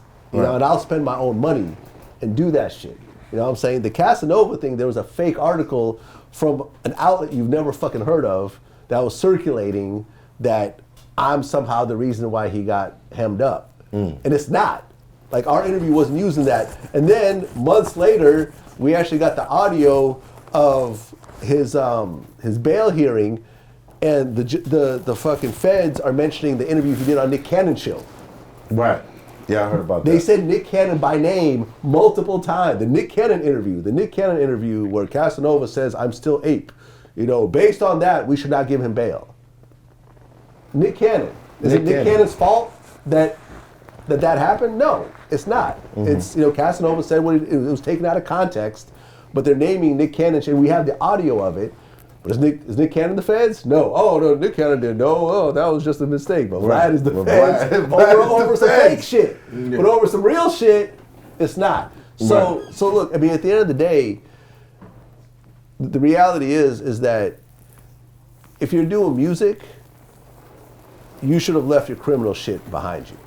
Yeah. Yeah, you should not. You should. There's no I kinda absolute. agree. No. Listen. I kinda agree. There's absolutely no. If you are actively a criminal, music should be the last thing you're doing. You're right. However, But I think that's unfair because you said you just bought a kilo while you were in the music industry. I wasn't in the music industry. No, he But wasn't in in the the late '90s, you weren't trying to figure it out. Nah, I wasn't. And the I difference.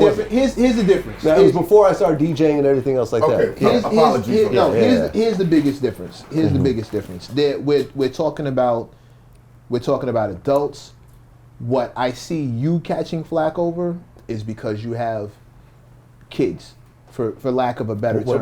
When do I have kids? Late teens, early 20s, Like 22, 22, 23. They're talking crazy. Little rappers who talk crazy on your All right. platform. So you mean to tell me someone who pays bills, has a driver's license, Yes. possibly has children, Yes. has a, you know what I'm saying, Yes. pays taxes, Yes. Yeah, let's run like, it you know down. what I mean, has electricity, is a child. Yes, the answer to all of those things is yes. Age doesn't Why? equal maturity at all. It never has. I know grown ass boys. So at one Like, point, that's not does this become like the responsibility of the actual person I saying the have- shit? I will Vlad, never. Wait. do you ever Let me answer the question. Yeah. I will never tell you that it's not their responsibility. I will never tell you that you talking crazy on there got you hemmed up. What we're speaking about is the flack that Vlad catches and why. It's This in his is where job, this comes but from. it's in his job to say, hey, chill. I think you're saying too much. Now look at Let's- this. Look at hold on. Let's answer that question after this intermission. So we were discussing the Casanova situation. You pretty much cleared that up. Yeah. But there are plenty of other situations where I'm pretty sure, as an interviewer, I get it sometimes. I see the look in certain people's eyes when they just want to share something, and you know that there's some shit that's gonna start problems. You notice it could be something that might compromise their freedom, but they want the notoriety of whatever actions was committed. What's going through your mind when people are snitching on themselves? I mean, Even he got a giggle. You gotta think about this. I mean, it doesn't happen. Yes, it does. It does happen. Yeah. So I'm very careful about how I conduct these interviews. Like, you know, you look at like when I interviewed the baby when he had just, you know, killed those dudes in self-defense at the Walmart. Walmart. Yeah. When it was an open case. And it was like, all right, you have an open case, so I don't want to talk about the details right now. I mean, are you okay though? How are you emotionally dealing with this right now? Like, I'll go that direction. Right. You know what I mean? I'm not going to be like, so what happened? You know, who shot first? Did you pull? You know what I mean? Like, nah, like this is an open case. He was ultimately cleared from self-defense on that shit. You know, same thing with the no plug shit. He had already gone, like it wasn't like an open case in the whole the bankroll fresh shit. The whole point with that was he had already turned himself in, met with the detectives, with his lawyers. They reviewed the video footage, and they had decided at that point that they are not pursuing any charges with him, which they ultimately never pursued. Right. You see what I'm saying? Like, I'm very careful in doing this where a person does not incriminate themselves, does not say something over some shit that they are dealing with at the time. But I don't know what a person is doing in their private life. Right. I don't know what they're doing on a day-to-day basis. Like, you know what I mean? Like, if you have, you know, I remember like me and Boosie talked about it. He goes, you can't be a rapper and a gangster at the same time. That's how he ended up on death row. And I'm not talking about the label. Like actual death row in Baton Rouge over trying to be a gangster and a rapper at the same time. That shit does not work out. And you like Rod Diggs is still locked up. Yeah. You know what I'm saying? Shout out to Rod Diggs. Rod Diggs, we did a lot of work with him. And you know what I'm saying? Who I used to be in the studio they with ended Rod. up they ended up using all his YouTube videos and all this other shit against him in his own case. Like, you know what I mean? Like, people thought I had something to do with AR-AB, you know, getting what he got, which was an unbelievably high amount of time. But you listen to AR-AB interviews, he was like, Vlad had nothing to do with any of this. None of my interviews with Vlad were used in court, whatever. It was a whole different case. Right. It's like you want to ignore the obvious of, you know, I mean, not him, but I'm talking about the people want to ignore the obvious of, there was a snitch who testified against everybody. Right. Point the finger at him. That's what happened. Right. There was a snitch who testified against everybody, and that's why that whole crew got taken down. It wasn't because of a Vlad interview of some shit that he had done a whole bunch of years ago and shit like that. Like, at the end of the day, man, listen, not only are your interviews gonna be used in terms of whatever the police want to use, but your music will be played in court. Yeah. Boosie songs, they spent a day and a half playing Boosie songs in court to the jury. Your social media is going to be used. It's all of it. You know what I mean? And once again, I say this, if you do the hip hop shit, if you're trying to be a public figure, being a criminal at the same time is probably the worst idea that you could possibly do. Right. It's the worst thing that you could possibly do.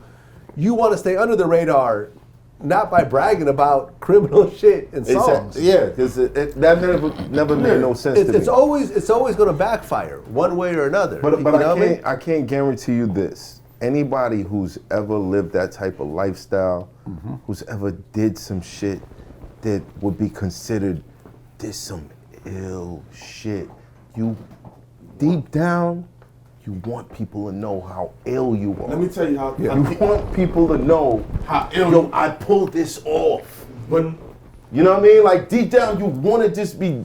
You just want to tell those stories, but and that's how you get caught. This is where you get stopped at. Yeah, common sense. It's not gonna work out. Sense for you, ain't never been it's not gonna common. work no, out. but this ain't fair. We call it that. Let's say this, right? What do these dudes got to really talk about with no life experience? I remember, no real bullshit. He brought a client to me, right? The person did the interview. They didn't really say much, and I couldn't do anything with it. Mm-hmm. And I've known this too, because Vlad is a big platform, so is this, World Star, whatever. A lot of people hold their stories because they want to go to the bigger platforms to look larger than life. Right. Because they want to say, I want to save this for Vlad, I want to save this for Breakfast Club and things of that nature. So when they go here, what else are they going to talk about? Stocks? You're a 22-year-old criminal. What do you know? All you've done is been in the streets, bust guns, drink all day, slam hoes. All you can tell is and we've been in love with the gangster for over 100 years in America. Oh yeah, we have. Well, which kind of gangster? That is a problem for people with no personality. We're not in love with the gangster. I but want to that's clear not- that up. I want to clear that up. Well, hold on. Hold on. You can't say 100 years. Society has been in Since love with the 1920, outlaw. Al Capone. With society as a whole has been in love with the outlaw. Anyone that works outside of society. But I'm talking about America. Period. America. Period. Europe, Africa. It don't matter who it is. Asia. But this, You know what I mean? Just Like, someone who breaks the natural ordained Exactly. things. You know what I mean? who doesn't follow the rules, the rule breakers, the people that live outside the law. That's always going to be appealing. It's always going to more be exciting. importantly, we're fans of the guy at the bottom who figures out a way to get to the top. Yeah. and telling shit that could get you arrested to a camera It's attractive. is not the way to get to the top. I mean, So I'm not a fan of this. but listen to the music of understand the what I'm culture, saying? though. It's about all the criminal activity saying, I went through this, I'm going through this, and I'm elevated. Yeah. So it's no different than a Vlad TV interview of, Vlad, this is what I started, this is what I did in the streets, but I'm looking to elevate. Very much different. How? Very much Break it different. At 22, what were you Break going it to talk down. about? Break it That's down. no, Hold on. You said that it's at 22, right? Mm-hmm. It's they don't know what they're doing. So when Vlad is asking them the questions, it's not their responsibility to know what they're talking about. But now, No, I never said that. I never said that. Pardon me, then. No. What I said was at 22, the level of maturity that these people have when they step in Yeah. front of that camera, bright lights, big city, in a world where, I'll say it again, attention is the new currency. Absolutely. Of course, they're going to say whatever comes to. They're going to talk reckless. They're going to talk reckless. Yeah. Do I hold Vlad responsible for that? For what comes out of another man's mouth? I can't. However,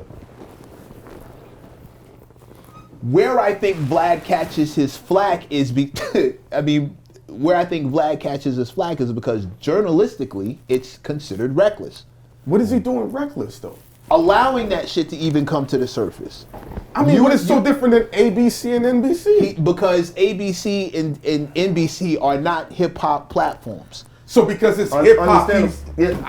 Yes. Yeah. Now I'm Yes. confused. Yeah, but they're talking on Come records. The Iceman. The Iceman was a hitman for the mob. He And has they consider him a whole liar. Documentary though. He has a whole documentary. Nobody's going at that company like, yo, what are you doing? People try to set up a different set of rules for hip hop.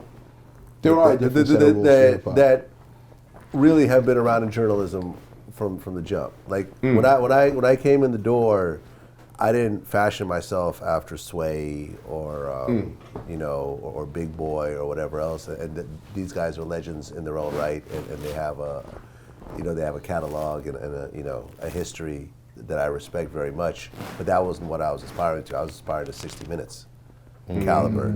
And when 60 Minutes drops a story, you see global shifts. Yeah. You see companies, stock prices plummet. If it's really a damaging story, you see government change laws. You see Congress move. Oh yeah. You see social movements happen because of the level, the platform, and everything else like that. You look at important People feared that. important things. You look at like situations like the Watergate. Those were journalists who broke that story. Right. You see what I'm saying? But for some reason, hip hop feels like there's a whole new set of rules that only apply to hip hop, that don't apply to the rest of the world. And I came in like, nah, like journalism rules are going to apply here in the same way. It's because it's cultural, Vlad. That's the difference. Right. The biggest difference you're discussing. There's the culture of business, there's the culture of hip hop, and there's the culture of a people that's tied into hip hop. Yes. The reason why we have separate rules is the same reason why most of society may look up to police, but we look at them a little different. The same reason why, a hot comb may not be flying off the shelves, but it's in every black household because because ethnically, culturally, we move a little different. When reckless talk is reckless talk, no matter where it happens. However, and this is one of the things, in the culture of business, it's completely acceptable. Iceman documentary, Watergate, Right. perfectly acceptable. However, things that are acceptable in the culture of business are not acceptable in the culture of hip hop, the culture of people. Sean Diddy Combs does a contract. He does a contract that he's seen his predecessors do 1,000,000 times. It's the music business. The locks look at it, sign it, everything's all good. They get pissed off. They want out of the contract. They start telling the details. All of a sudden, it's not fair. Diddy's sitting here talking about the culture of business. Bro, I did business. This wasn't personal. Right. But in the culture of a people, yo, you a snake. Look what you just did. You a snake. You starving us. You this, you that. Yeah. We do have a different set of rules. But I gotta say, hold on. He still got his money. Right, but here's the thing. Morally, That's where it comes. That's where a breakdown comes. morally, there's a judgment called bid. Now, morally, if you sit across from me and you tell me a story with a camera running, in some cases, I will say, Yo, he don't know what he's doing. We're not putting that out. understood. But in other cases, it's like, nah, bro. Like, it's a good story, but that was stupid. I think people too, we're forgetting the human factor. People like to pick and choose. There was a dude, he did something ridiculous. And it was all over the news. 3 months before he did it, I did the interview with him. And he literally said word for word what he was gonna do. It was as a joke. Right. This is a big story. He knows about it. What was it? I don't, it's an open case though. You know the two dudes it happened to. If it was VLADTV, he would have said it. No, I wouldn't say it. I'd have been like, Vlad, I'm sorry, kick me off the couch. What'd you say? Hey, you went to that white man's platform. Oh, that white man's platform, yeah, Vlad. This is who it is. Here's the paperwork. You sure you want to give me this? Take it all, Vlad. But he called me and said, take that footage down, please, because it's a bad representation. And literally, he went to another platform And did the same thing. the same thing. And it's a mega platform. And I said, bro, why would you make me take this down? Mind you, if they ever won, they pull that shit up. That other dude, he's out of jail immediately. So I say people pick and choose. I think a lot of the times people pick and choose with Vlad because he's white. That's Real definitely a shit. factor. I mean, Talk that elephant in the really a room. factor. If he was a black guy, I don't think he'd get the same energy. Why do y'all keep saying he's white? He's Because not it's white. obvious. He's not white. Don't He's phenotypically. white. He's white in the room. If the police Excuse me, identify excuse him, me, they're gonna say excuse white me, male excuse me. 6'2" with a No, beard right down the but street. not This is really. the doors, the Not three really. doors coming Not out. really. Yeah, Not don't do that. really. He's white. Not really. Not really. He's not? No, he's What not is white. he? Chinese? Absolutely, he's not white. He's Pheno- white. we You can talking say to about us he's no, white, no, no, no. But that is we not a talking white about man. look. We talking about the look, Yes, not that's an culture. appearance. He's I- not white. No. I know what he is to the He culture. cannot join. He cannot join the Aryan race. He cannot have no Really? part of that. He cannot have no part of those skinheads. He is not white. So when you look at him, what is they he look then? at him worse than they even look at you. So what is he then when you look at him? What are the police gonna describe him as? Hitler would have wanted his head. What are the police gonna describe him as if he's running down the streets? Whoa, come on now. I know what you're saying. No. Culturally, he's not white. Again. I get it. Again. Yo, wait a bigger, second. I know what you You're mean. making a good point. So you're saying, first of all, the police that's chasing him down the street is not white either. I mean, but what are they gonna describe him as when they're on that radio? A white man. Caucasian male. Caucasian male. How about I'm not that? trying to play. He's hip But hop. that does not make He's him Jewish. white. I mean, listen, bro. Can we go Caucasian?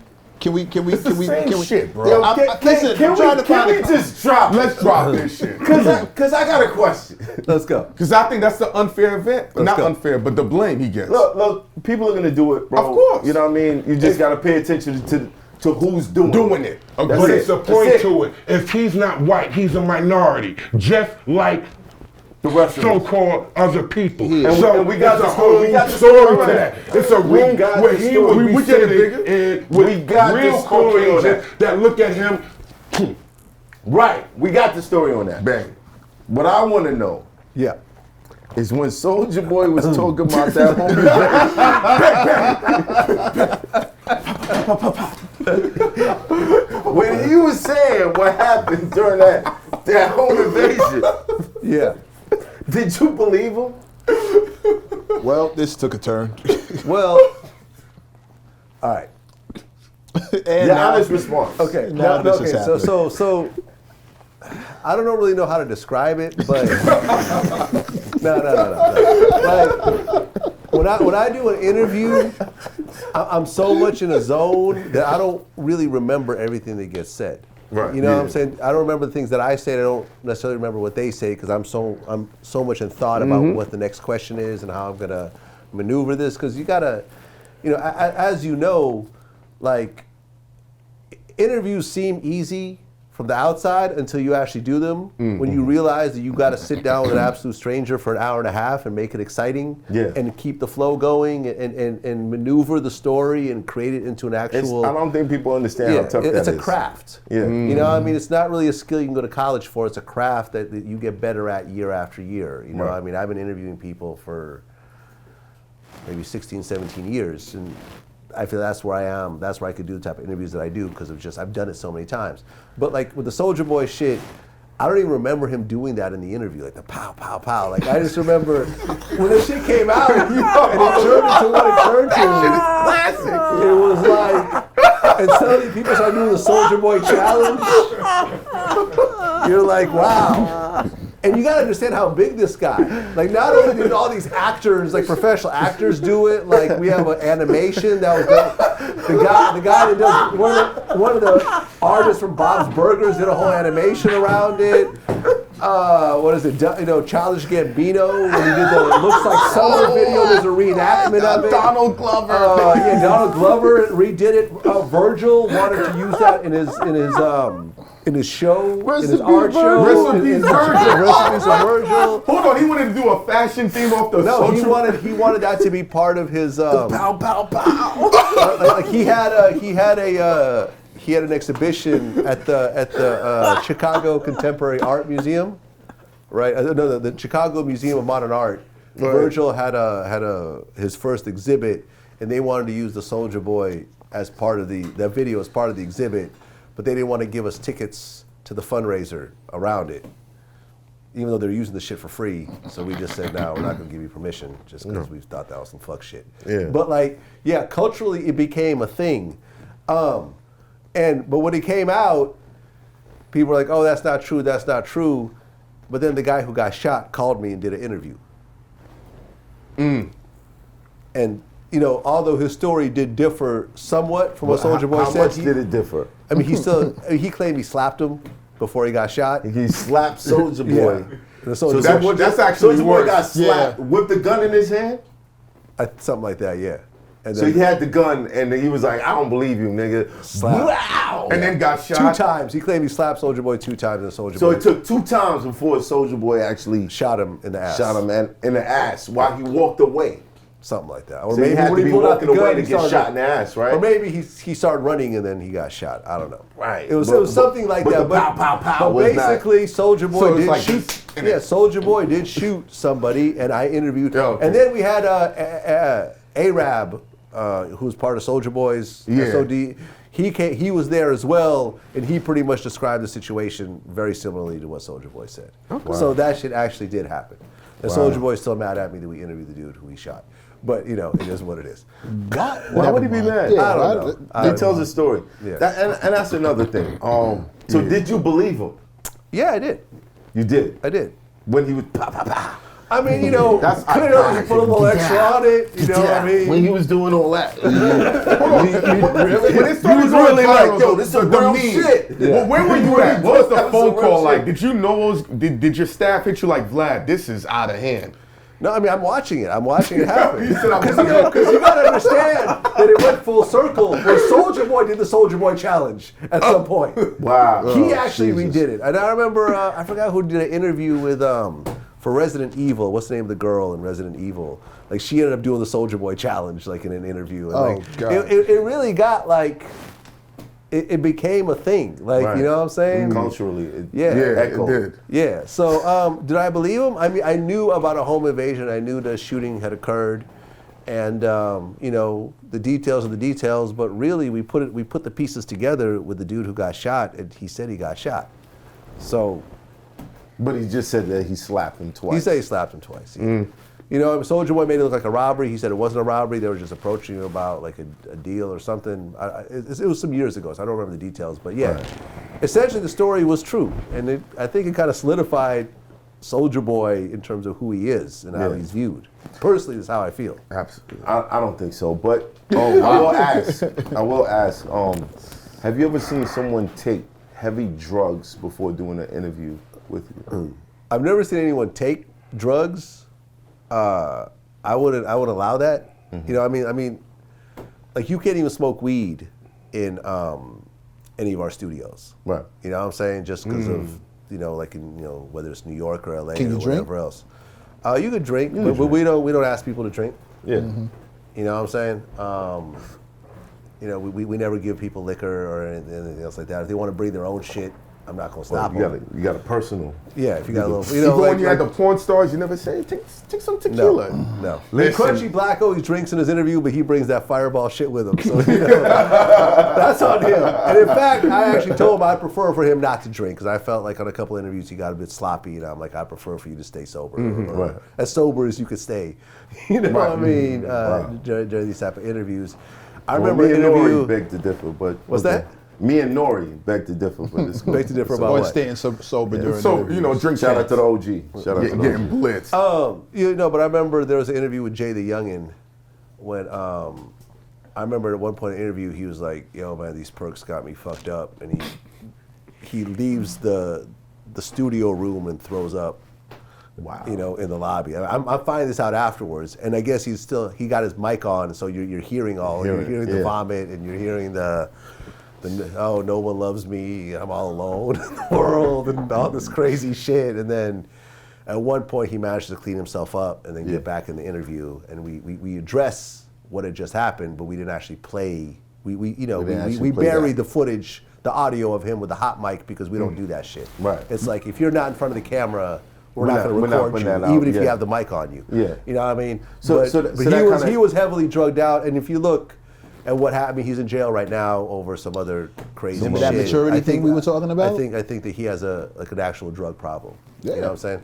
Remember that maturity thing we were talking about? Yeah. This is what I'm talking about. But Vlad saved them though. He said I'm didn't- not putting any blame on him. But Yeah. if we're talking about grown men, Of course. huge difference between 22, 23, and 39, 40 that Nori interviews while they're having sips here and taking hits of weed. After a while, you got a lot of self-control. But if you a kid 22 and you sitting there talking about nobody loves me, and you But perked that's out. deeper than that though. Of course it is. Yeah. But you also haven't had time to work through that, and now you're doing an interview while you on perk. That's not a mature But way to that's act. what I'm saying. Nobody right. walks in the door and say, "Hey, I'm on like 5 perks right now." I had no Nobody's idea. doing it. Yeah. course And not. what I'm saying is I had no idea Yeah, that he was on anything. Of course It wasn't not. until he actually said, "Yo, hold on, these perks are fucking me up," that I'm like, "Oh." Shit. Like who the fuck? Like, I'm meeting this guy for the first time. I would right? expect you to know what he's like when he's high. I mean, no, How would you know that? How would you know? Yeah, what I have no You idea. did an interview with Lil Loaded. No, that wasn't me. No, Lil Loaded. Yeah, it was me. Yeah, Yeah, you're right. it was Yeah. on. It was on. I thought you were their talking channel. about the dude. Like, remember the dude said, "Want a perk?" Like, Somebody offered you a Right. no, perk. it wasn't me. It was a DJ Smalls interview. But people confuse it with mine sometimes. Smalls, but, yeah. but there was a Okay. dude that actually offered, like, "You want a perk?" That wasn't me. Nah. But anyways, sorry. Lil Loaded. Lil And- Loaded. and- yeah. and I- Rest it in was- peace, Lil Loaded. Yeah, man, I saw so much pain in the young brother, Yeah. just in the way he was talking, Yeah. and I consider myself an empath. I can kind of pick up on certain things. Yeah. And that interview really messed me up to the point where I did a live on it. And I just said, this is a tragedy. What a lot of these young artists are going through, where it's kind of like they get their deal and someone's like, yo, yeah, you like to get high? Here, keep taking these. You know what I mean? Lil And they're Loaded- getting robbed left and right. Lil Loaded seemed like he was sober though in that interview. Oh no! And that You don't in that think so? interview, it was the pain of everything that already happened. Yeah, I mean, his brother had gotten killed. He had Yeah. gotten shot. He was going. There was a bunch of gang shit happening. And I could see the coldness, Yeah. but I knew it was a breaking point coming after that. Yeah, he ultimately And ended up committed committing suicide after that. But he ended up, you know, between that time, he ended up accidentally killing his friend during a video shoot.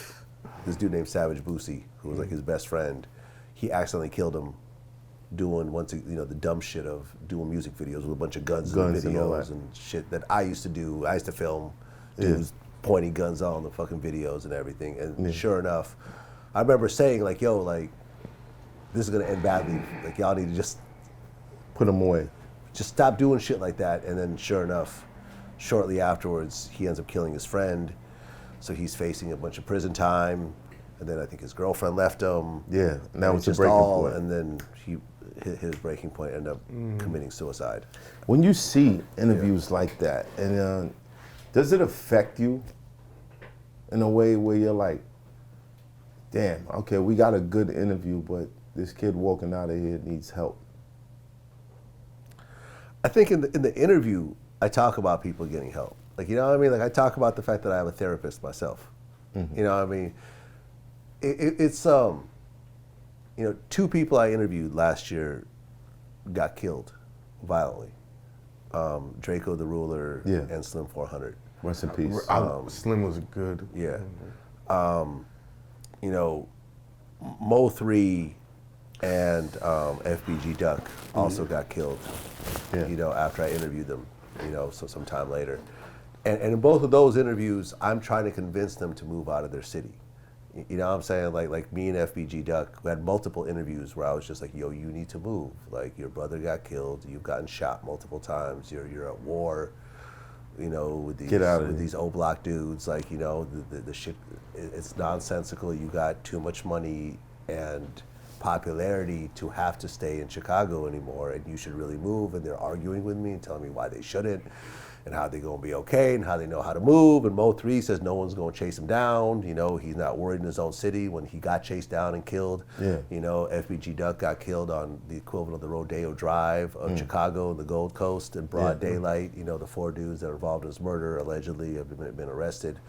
You know, and it's just like, at 48 years old, you see these patterns, and you see, you could essentially predict the future of what's going to happen.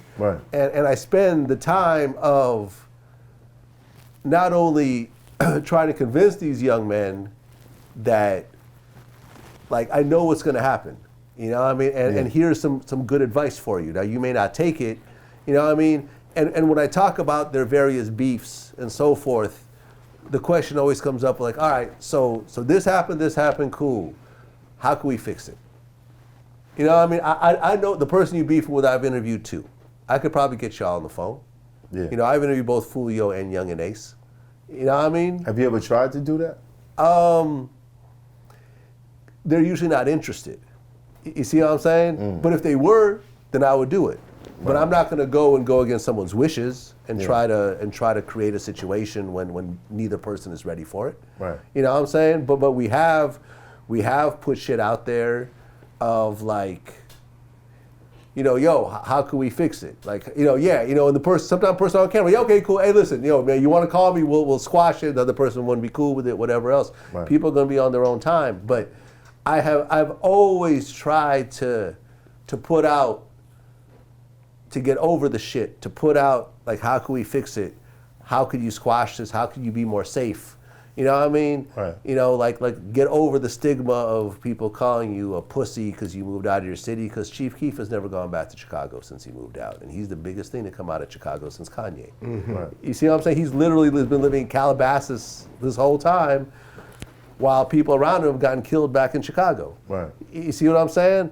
Like, Lil Durk moved out of Chicago. Like, you know, Boosie moved out of Baton Rouge.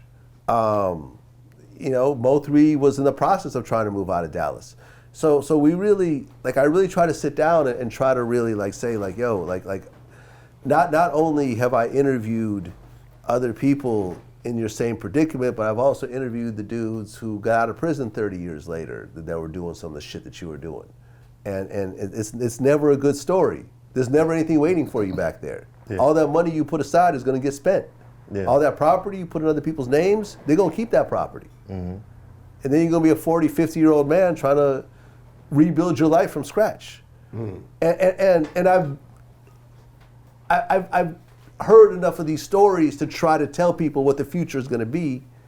And sometimes they listen and sometimes they don't. But I do empathize, to answer your question, and I do try my best to try to say, like, all right, like, okay, this was your past, but you could really change things in the future. You know, and I think and it may not change it with them, but I get dozens of DMs saying, yo, man, like, I changed my life around based on some of these interviews. Like, I went and got a job. Like, I went and started investing in stocks, and that changed my life. I went and stopped. I got out of a cycle that I was in because of what you kept saying. I went and got vaccinated because you kept talking about the vaccine. Like, you know what I'm saying? Right. And got out of this bullshit, like, you know, anti-vax thing that all my friends were talking about. And, you know, and my mom just died because she wouldn't get vaccinated. And thank God I listened to you. Like, you know what I'm saying? Right. Like, I'm still, you know, like K-Slay's right now on a ventilator. And I talked to him about getting, he's off now. He's off. Okay, thank God. But, you know, Shout out to K-Slay. me and him talked about getting vaccinated. And he was like, nah, like, you know, I'm going to get vaccinated after all the variants are done because, you know, the vaccine don't work on the variants when it does. And then he ended up almost dying. You know what I mean? And it's just like, and I'm mad at myself So you about think not if being. he was vaccinated, he wouldn't have been on that ventilator? Yes, I do, actually. Really? 100%. 100%. I feel like The vaccine doesn't stop you from getting it. It stops you from dying or getting into ICU. Like, you know what I mean? Like we interviewed, like I brought in actual medical doctors, like Dr. Khan, who's a medical doctor in Las Vegas, who's been treating COVID patients from day one. Basically was like everyone who's died or ended up in ICU has been unvaccinated. You know, and I've gone out of my way to try to put this information out there. I don't know. No, I don't that's know. not true. I don't Adam think Clayton so. Powell, That's not true. Adam Powell was the Conversation's going a one. He different was way. totally vaccinated. I could tell this shit is about to go left. It's gonna go left. Yeah, it's I'm gonna go gonna left. leave it It's about alone. to go I'm gonna left. leave it alone. But anyways, Listen, but what I'm saying is I always, in every interview, it's always like, yo, like watch my interview with Fulio. Like, all right, like he dissed all your dead homies and you dissed his dead homies. Fuck it. Let's, you know what I mean? What's it gonna take to get over this? Right. And it's like, I mean, I'd be willing to talk to him. You know what I mean? At least it softens the blow, you know, and really sort of bring out, like, you know, when I interviewed Young and Ace, and I'm like, all the people that you, like, in Who I Smoke, I'm gonna list all the people you named who are dead, along with their ages. So-and-so, age 15, so-and-so, age 16, so-and-so, age 18, so-and-so, 15, 14, 13, 12. Like, you know what I mean? Like, and he's kind of like laughing or whatever, but I'm like, y'all got to really see this shit.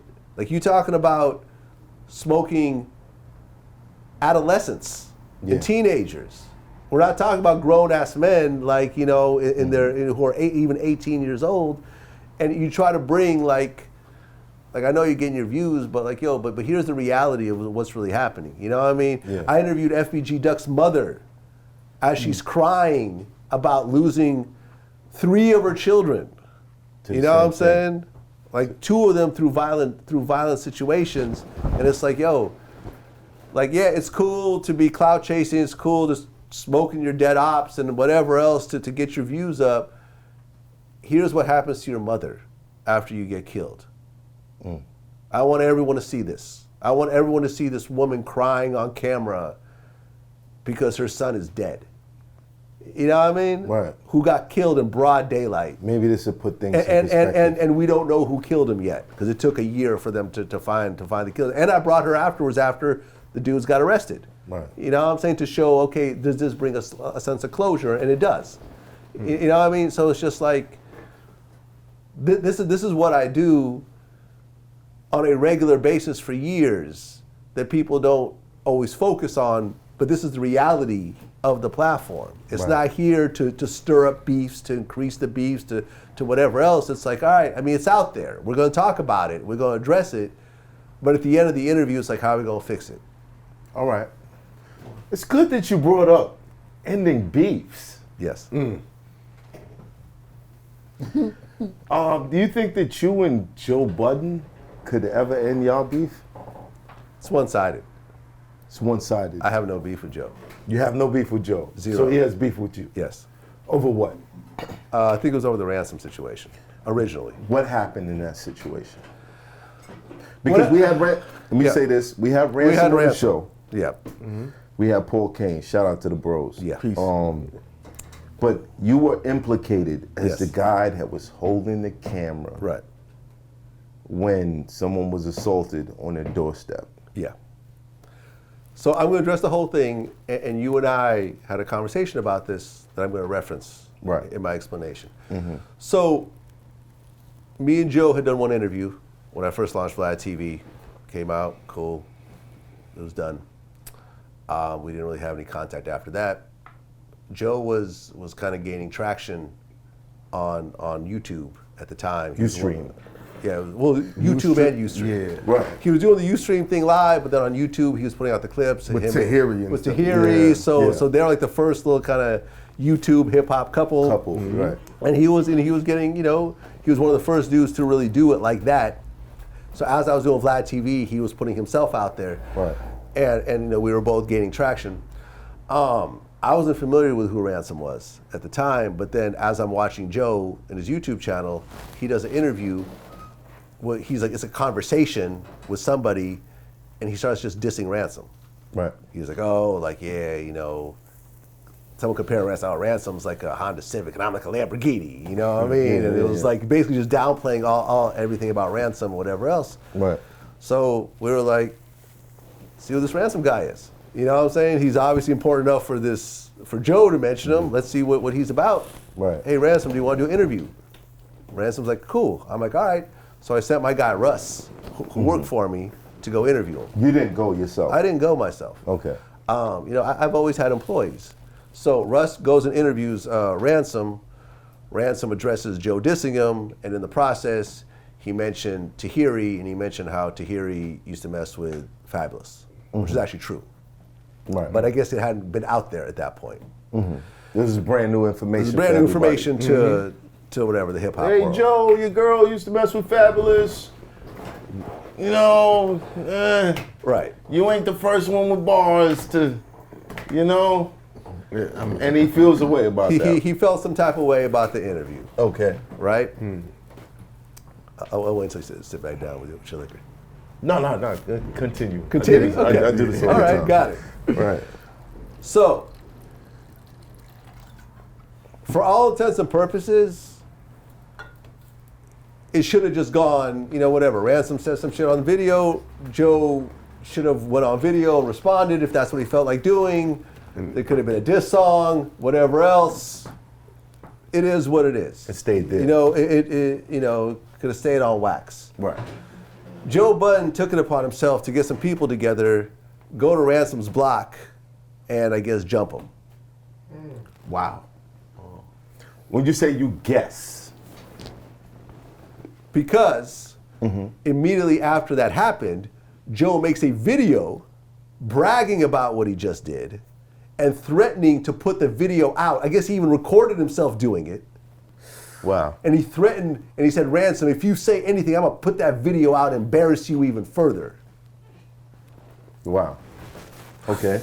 Joe escalated the situation way beyond where it should have gone. Joe took it upon himself to do that. No one poked him, no one forced him, whatever else. Now, at that point, things are going viral. Oh, Ransom's over. Ransom got ethered. Ransom this. Everyone's like, now siding with Joe and, making Ransom look like he's soft, whatever, like he got punked, whatever. Right. And we're covering the story. So then Ransom contacts Russ, the guy who filmed him originally, and was like, yo, I got a video I want y'all to put out.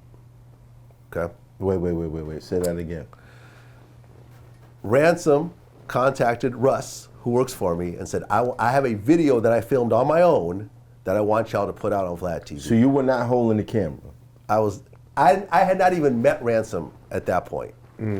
We may have talked on the phone, but we had never met face to face at that point at all. Oh, Vlad, why you come here with this information, man? Right.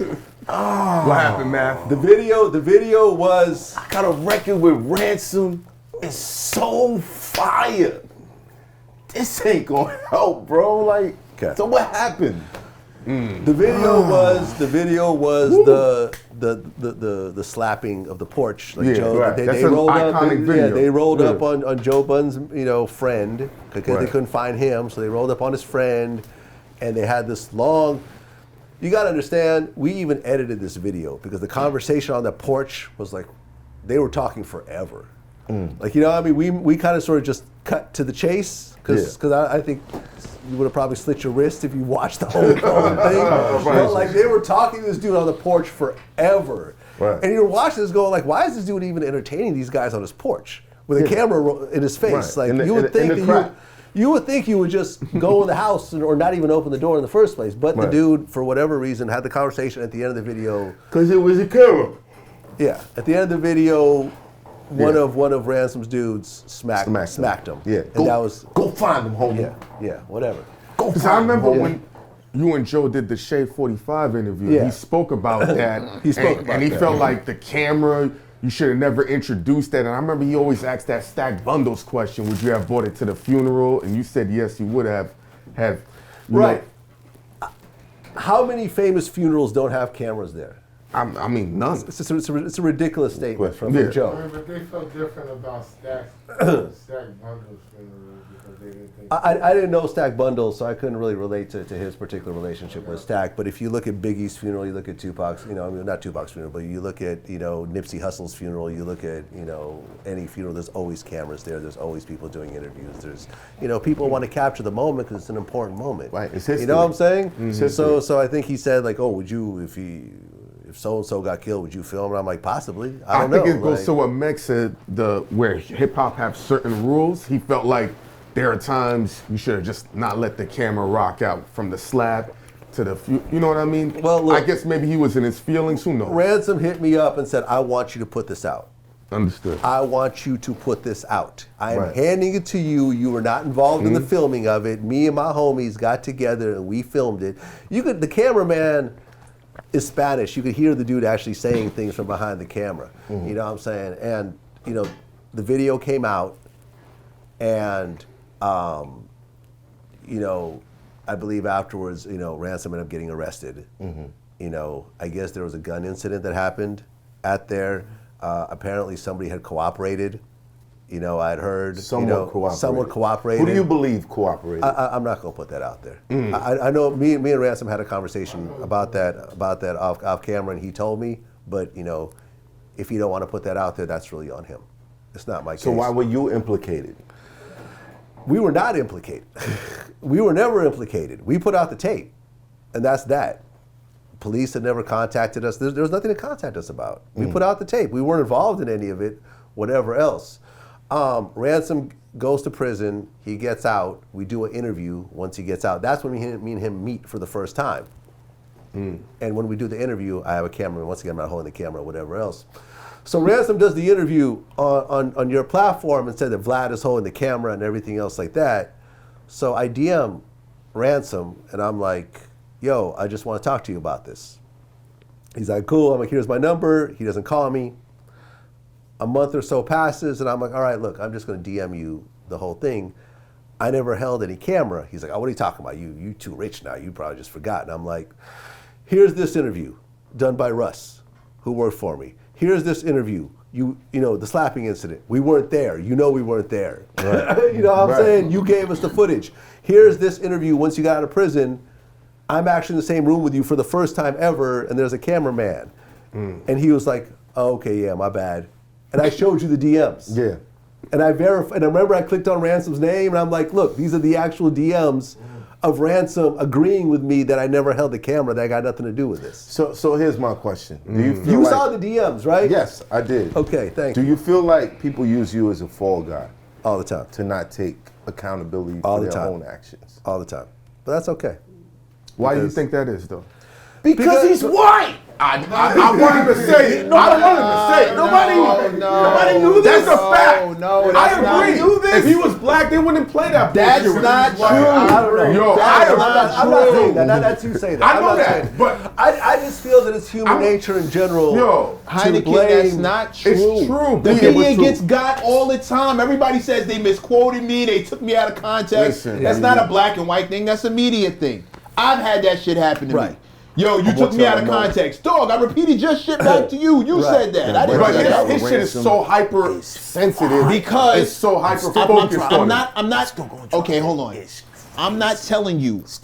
I'm not telling you that he's not getting extra flack because he's a Caucasian male. I'm not telling you that because it's true. Same reason why Eminem catches what he catches, good and bad. All the time. Because he's a Caucasian man in black culture. As a Caucasian man in black culture, yes, there's a spotlight on him because we have long had a stigma, we have long had a history of Caucasian people making money from our misery or from our joy or just money off of us, period. So yes, he's going to fall into that. But to say that he's a scapegoat, period, and he's the only one, I take exception to I'm not that. saying he's the only one. No, I never said that. It's not happening. I'm not saying that. We're saying that. But his numbers is way more astronomical than others. I don't think he gets. They pick and choose, bro. We all do they pick and media choose. here. Let me just say this. Let me They just pick say and this. choose, Matt. I agree. Hold on. Let me just say this. Like, for everyone here that's been locked up, you know, I did little couple days here and there, so I've never done any real things. But when you look at everyone who's locked up, how many people in there are innocent and it's not their fault and they got done dirty? A lot. As opposed to, hey, I really did, you know what I mean? Especially people who just got there. Right. Not the people that have been there 20, 30 years, but the people who just got there. How many people feel like they're victims? It's a natural human trait that when something goes wrong, the first thing you do is blame everyone else. Right. It takes a certain level of maturity to say, this is my fault. You know what I mean? Like when I interviewed Project Pat, when at the height of his career, he got pulled over with a bunch of guns and ends up doing a bunch of Fed time. And when he got in, he was like, I was pulled over, I was racially profiled or whatever else. And then he was like, but then at one point I said, my dumb ass was the one rolling around with illegal guns when I was a rapper and had a real career and had hit songs, and there was no reason for me to even be in that fucking area. Right. But my dumb ass had these guns, and I had to just sit there and accept the fact that, comes with maturity. that I put myself in this place. And the thing is that it takes a certain level of maturity of someone to say that, and to say, like, you know what I mean? And I think, like, for example, like a Joe doesn't have that maturity, even at his age. He's not going to say, well, I'm the one that really decided to roll up on ransom and whatever else and do all that fuck shit. And you know, that set off a really bad chain of events that ended up putting someone in prison. You know what I'm saying? Right. It's Vlad's fault. Vlad's the one it's Vlad's fault that all that shit happened. Right. As opposed to. You don't think y'all ever get to a common ground? Well, the last interview I saw, Joe said they didn't have beef anymore. He said it was squashed. He wished him the best. It wasn't like him and I haven't talked in probably like 10 years. You know what I'm saying? So it's one of those things where it's like, and I heard him say some little fuck shit about me on, like, you know, another interview he did. You know what I'm saying? But my whole thing is like, I remember at one point I even reached out to Joe, like, yo, like I could help you make money and help your business, you know, if we actually work together. Because everyone who I fuck with, like the Adam 22s, the academics, the Charlemagnes, the Sean Cottons, like, you know what I'm saying? People like you, like, I share my knowledge with everyone. Like, you know what I mean? Like, hey, fuck it. Well, maturity comes with time, right? I mean, how much time you gonna? How much time? Yeah, how much time you really gonna do? But I gotta ask you. Yeah. In the same regard, is there footage that you regret putting out? Because people always said about Vlad, if you say it on camera and you ask for it to be removed, no, it's staying there. I've heard that. I don't know how accurate it is. I've heard that though. I mean, it is and it isn't. I mean, you know, like, if you hit me about it before it comes out, there's a reasonable chance that I'll cut it. Right. Or I'll work with you and figure out what exactly needs to be cut and why. Right. You know what I mean? You know, if it's already out and it's being embedded on other websites and everything else like that, you're gonna have a harder time with that. You know, and it's also like, what's the reason why you want it out? Is it because this could potentially cause a problem, or are you just a little bit embarrassed that you said it? But the You know what I question mean? is, do you regret? Do I regret? I can't think of anything, you know, aside from that Cal Dawson nonsense, you know, where it was just absolutely false. I regret that. Yeah. Because it was just fake. You But know what I there's mean? nothing else that you feel like, okay, we did this interview and it's led to that and that led to that and that led. No. I wish I wouldn't have put If I this could out. do it again, I probably wouldn't have. Yeah. I probably would have passed on this whole thing. Nah, I mean, listen, I mean, we don't interview porn stars anymore. You know, we don't interview reality stars anymore. We don't. Why? You know what I mean? Just because we feel like, you know, we want to highlight important stories or people with a certain high degree of talent. You know what I mean? Because the Or real integrity.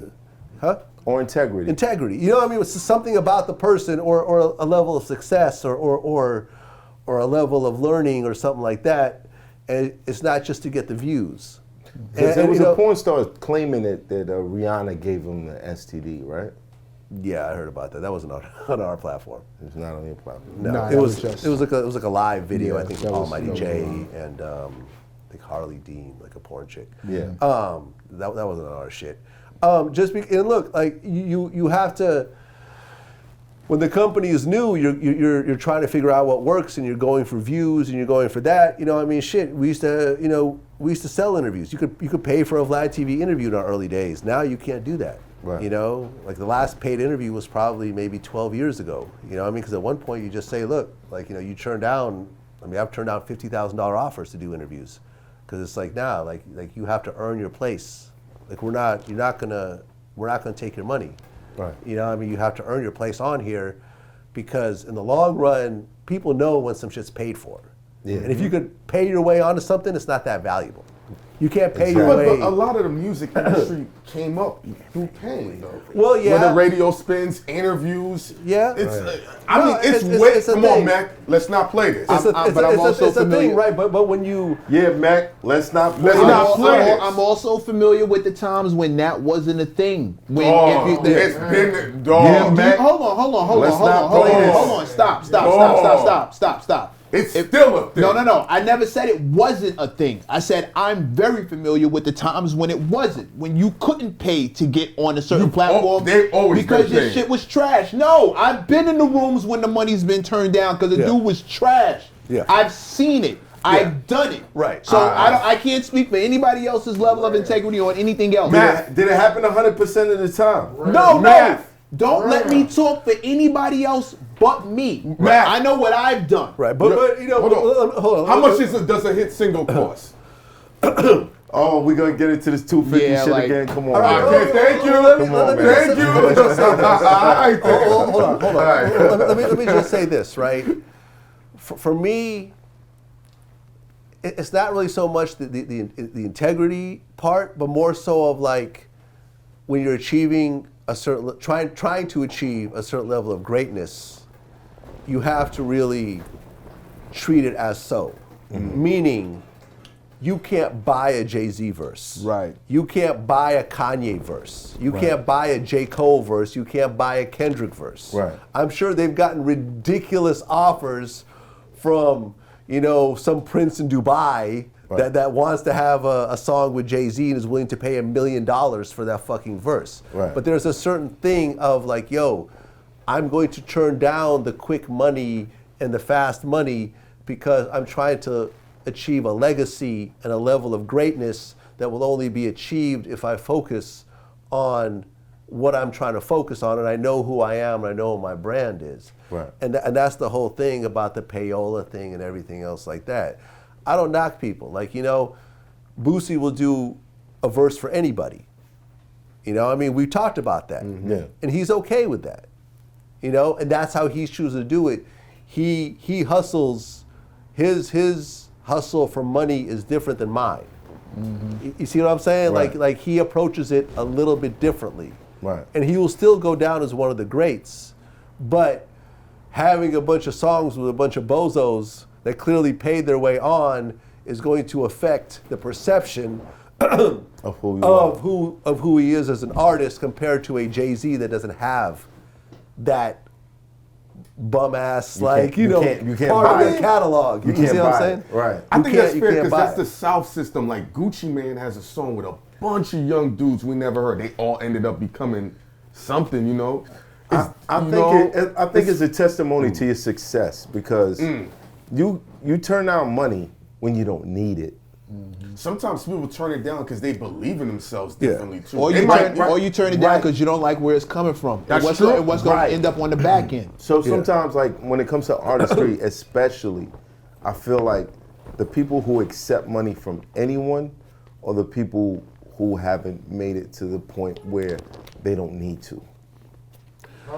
Well, it's different though. See See, what I'm saying? but this is what I'm saying. You look at a Boosie. You look at a Boosie, who has money, who has a lot of money. He wants more. He just wants more. He wants to spoil his kids.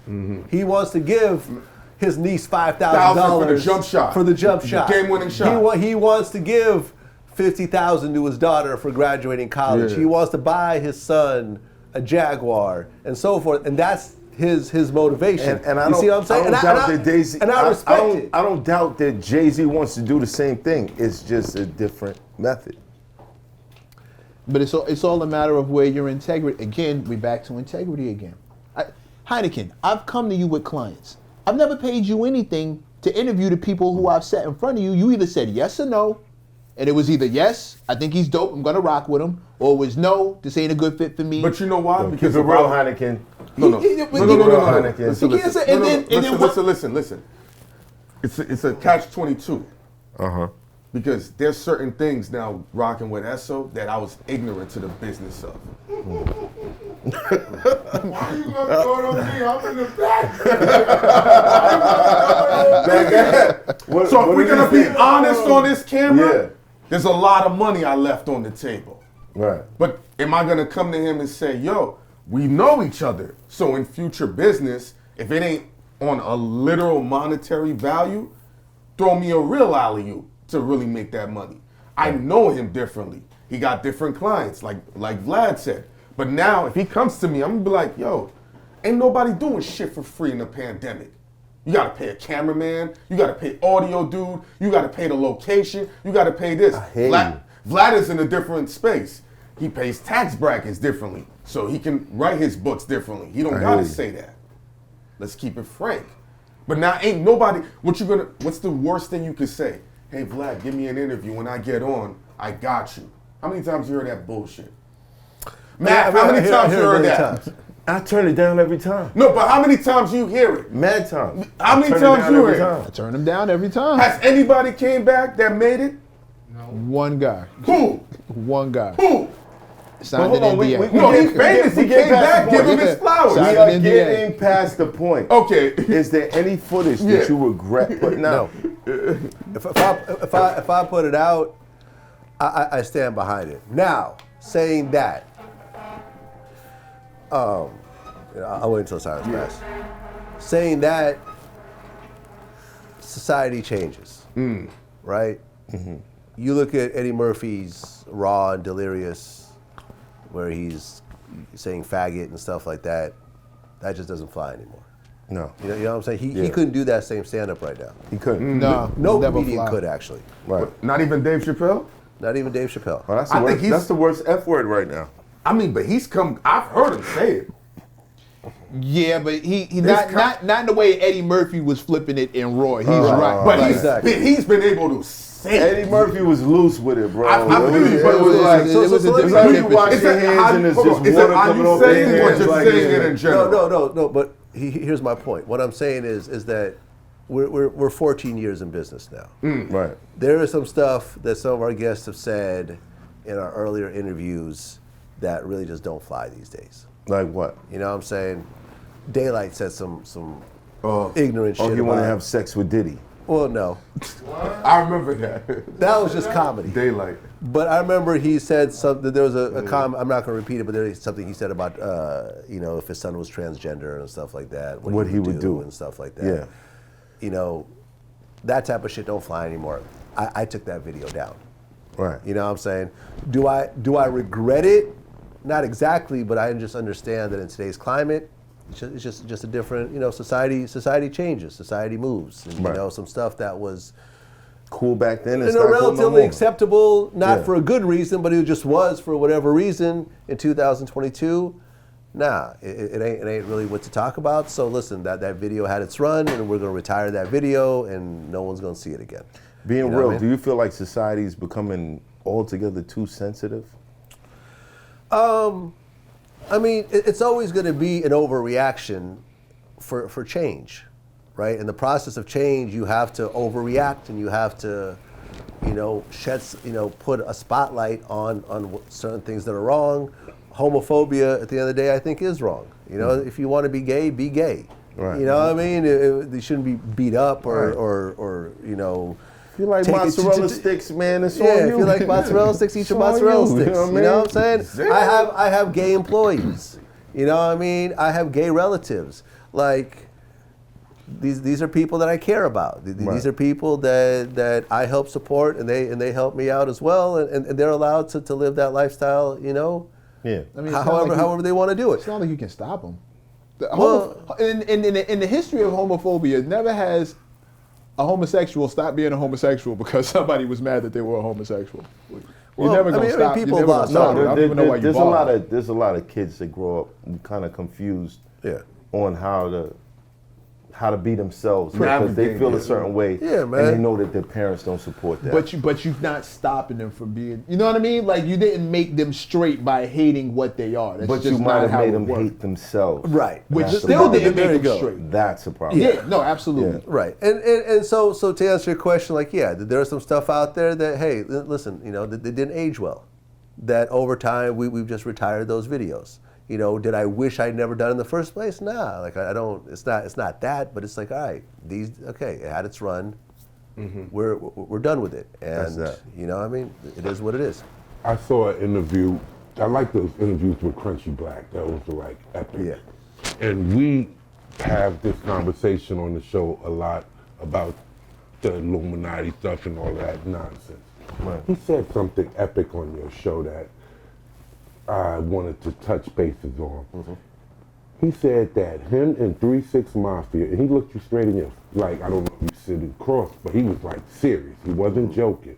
He said they made deals with the devil. He said he actually He said he didn't say personally 3-6 Mafia. He said that he did. met the devil. Yes. And he said it's made a not how deal Lil with him. Nas X described him, but he said he Yeah, met the and he devil. told you he made a deal with him. Yeah. How do you feel about that? What was going through your mind? I mean, I'm not religious. I don't really believe in the devil. You know what I'm saying? I don't believe the devil's a real So that's thing. why you was quiet. So I was like, if that's what you believe, that's what you believe. I mean, Crunchy's had a very rough life, man. I mean, you know. So the second point I wanted to make, because you do say that a lot. Yeah. So all the guys that's coming on the platform, it's basically like giving a testimony of their life. Yeah. Most of them are getting killed afterwards, you know. Not most. Well, of not them. most. Well, Definitely not most. You have, you, He said, don't do that. I don't think Let's not put he that said, I don't think you will be there. you have We don't die after Vlad. Come on, Vlad, because I don't know if I don't know if I'm gonna make it next week, man. You know what I'm saying? Do this Vlad interview And be like, I just do this Vlad joint. You know what I'm saying? Slow down. You know the options. They get creative. You had a number let me go of- see my power of attorney. I did a Vlad interview. Sorry, go ahead. You had a number of guests that pretty much, you know, Yeah. either they can lose their life. Yeah, go to jail. maybe a dozen people that we've Yeah, interviewed yeah, have died violently, which is heartbreaking to me. And the only thing I would wonder, you said earlier, like you're like basically an atheist. You don't think that that's like a divine thing that you're doing, that you're able to get these testimonies from people right before they die? And then another thing, do you think that they are looking when they speak to you and they're telling these deep things that it's, you know, most of them are drugs on drugs. Confessional. Yeah, it's like, you know, You're like spiritual. Pastor Vlad. You're like a therapist. Yeah, You're like Father Vlad. I've heard that before. I mean, Father And Vlad. then not to be atheist, you know. I mean, listen, man. Like everyone, I have people very close to my family who are very religious, who are very Christian. You know what I'm saying? Who go to, you know, do Bible study and go to church and have a, you know, relationship with God and everything else like that. And I never try to argue or downplay or whatever. I think as a whole, religion, you know, has done a lot of good in the world in terms of setting up a basis of morals Right. of people living together, Right. you know, harmoniously. You know, I mean, if you don't have a set of rules to live your life, and you're just living at the moment, you don't care about lying, robbing, stealing, killing, whatever. It's all just about what you're, you know, what you want at that point. I get that, You but can't really, personally- you can't have a society that really functions. So I think religion plays a role in that, and I respect it. But you know? personally, Yeah. do you ever feel like this interview is going to be his last interview? No, absolutely not.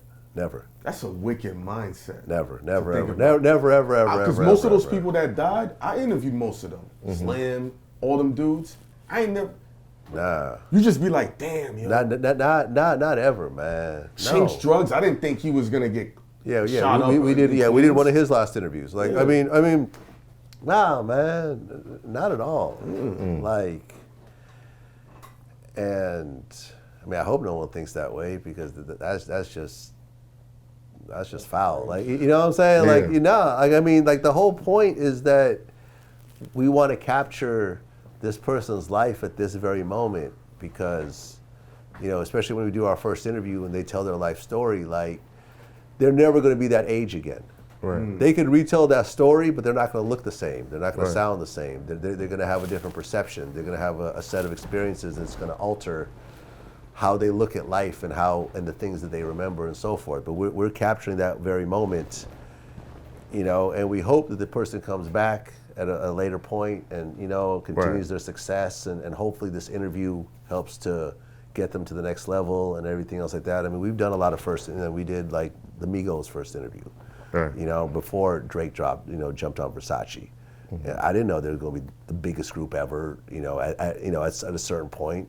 Right. I thought the interview was done as a favor for Coach K. And then look what happened. Suddenly Drake jumps on the song and they're out of here. Yeah, outta here. You know what I mean? But like, Right. nah, man, I never think this is going to be their last. I never think that something bad is going to happen to them. And I hope that what we say in the interview will actually, influence them to do better and to make long-term decisions. Because at 48, like, I could have checked out so many times. You know what I mean? Like you got to have a certain level of forward thinking and long-term plans to get to this age. Yeah. Because Draco's like half my age.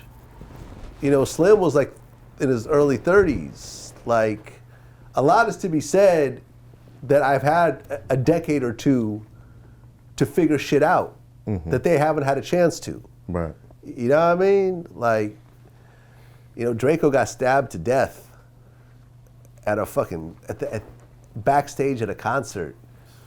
And I remember I was talking to his manager, TK Barron, who brought him to our interview. And I remember like he wanted me to interview him while he was still in prison, but he was facing a murder charge. So I'm like, I don't want to do the interview because that's going to be part of his case. So I refused to do the interview until he finally pleaded out, got Right. past it, and we talked about it. But it was like nobody in the history of hip hop, no rapper in the history of hip hop has ever been killed backstage at a show. Think about it. Like, I mean, that's the craziest place to die. If you think Name a rapper who got killed backstage at a concert. Yeah. Out of all the rappers that have been killed over the years, and there's probably hundreds of them, no one has ever been killed backstage at a concert. You don't think that's going to happen. Especially stabbed to death.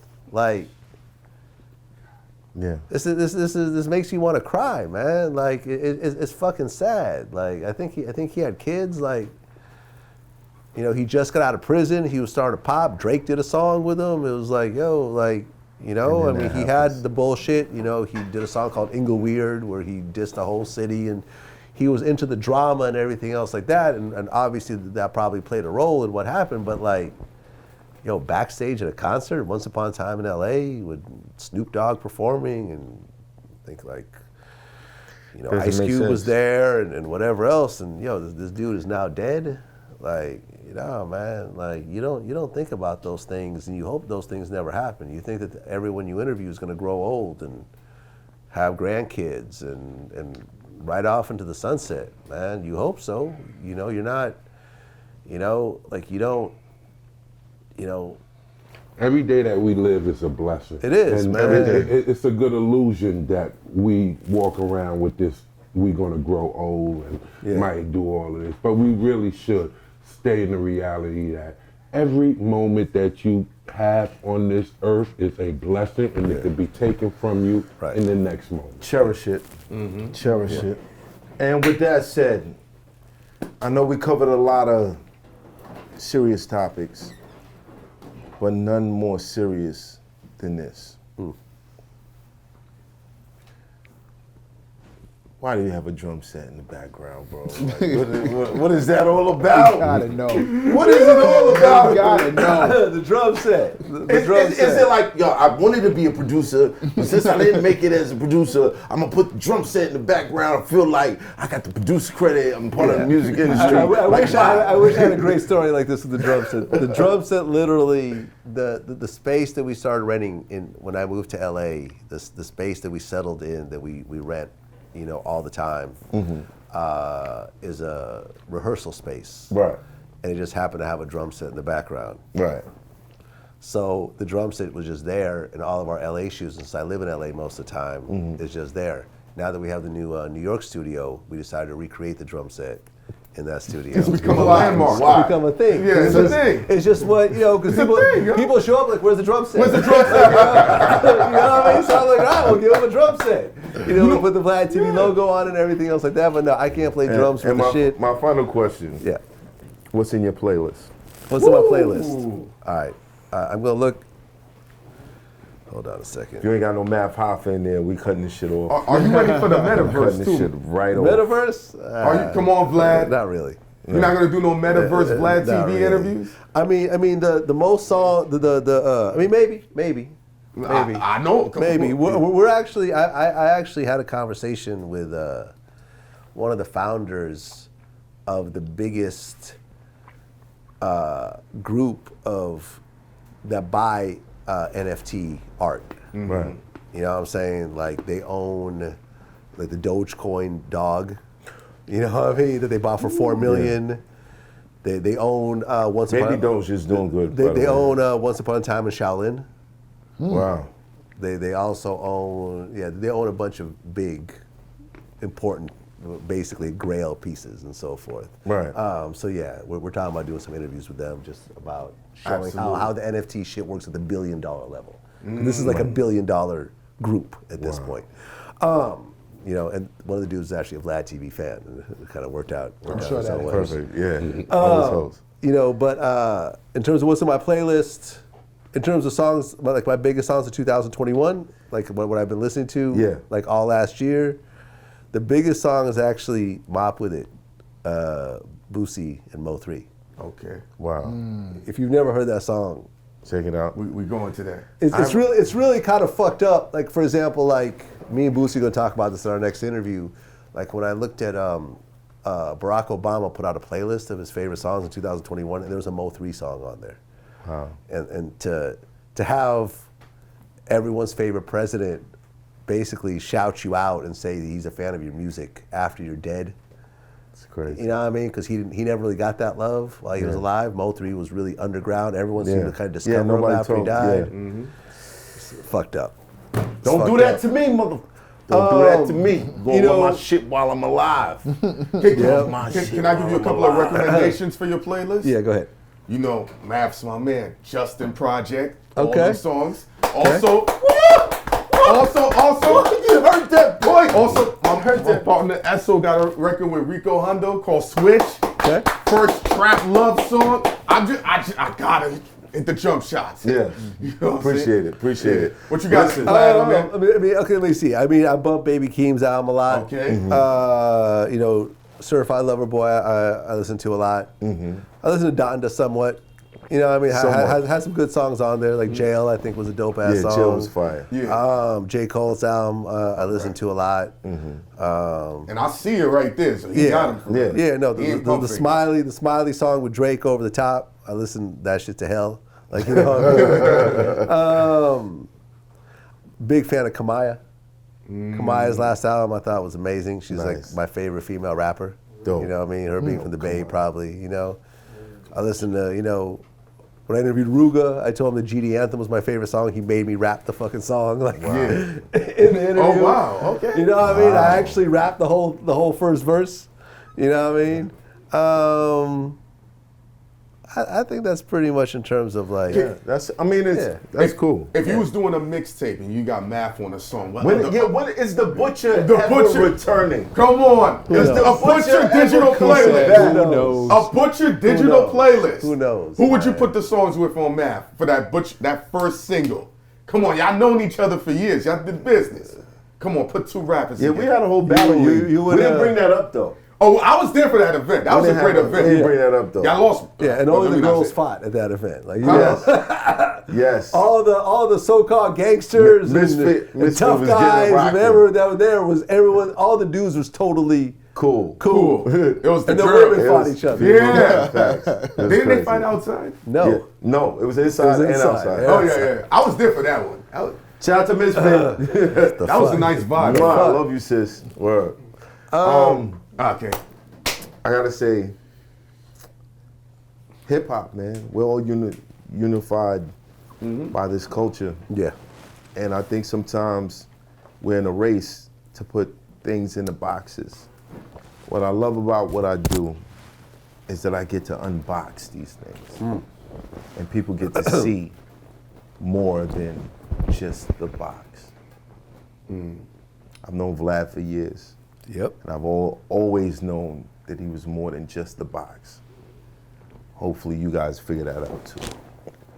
Thank you, sir. Thank you for having me. For your contribution. Thank you. For your contribution. You got something to promote? .demo. 9300 in stores everywhere right now. Shout out to Viper Records. .demo. Yeah, on the serious tip, I'm doing a lot of hiring right now. So those that are interested in the job, I'm looking for really straightforward people. Those that are straightforward, that want to work in a security position, you could contact me, DM me directly. Those who need protection, Pender I Elite. can protect you in the LA area, Georgia area, Florida area, New York area, New Jersey area. Just contact me, on the serious tip if you need protection. Number one protection is the Lord, Christ. We have no protection without that. I'm always going to let that be known. Pender Elite Securities. You forgot Pender Elite Security, but it's bigger world. Bigger world. Bye. SO. Let's go. Bag Fuel. TV. Bag Fuel. Heineken. Bang, bang. Bag Fuel TV, we just launched a YouTube channel from scratch. It is a freaking nightmare and I love it. God bless it. And also, the record I'm working with Esso, with Rico Hundo Switch, first drill love song, dope energy, Salute. stream it. Salute. The dots love it. Vlad, trust me, you play it on your phone, you're going to start interviewing porn stars again. Vlad TV, that's it. Vlad TV, that's it. Beautiful. Nothing else. And we out. It's Hoffa, trapper turn smack rapper. Only smack rapper that you know is smack rappers. Got bars, I can hang with the backpackers. Trap star, I don't hang with the backpackers. I'm in the hood with the work you heard. Making fiends leave earth you heard. Got your baby mama thirst you heard. Feel the flow, nigga, throw it in reverse. This the wave you need to surf you heard.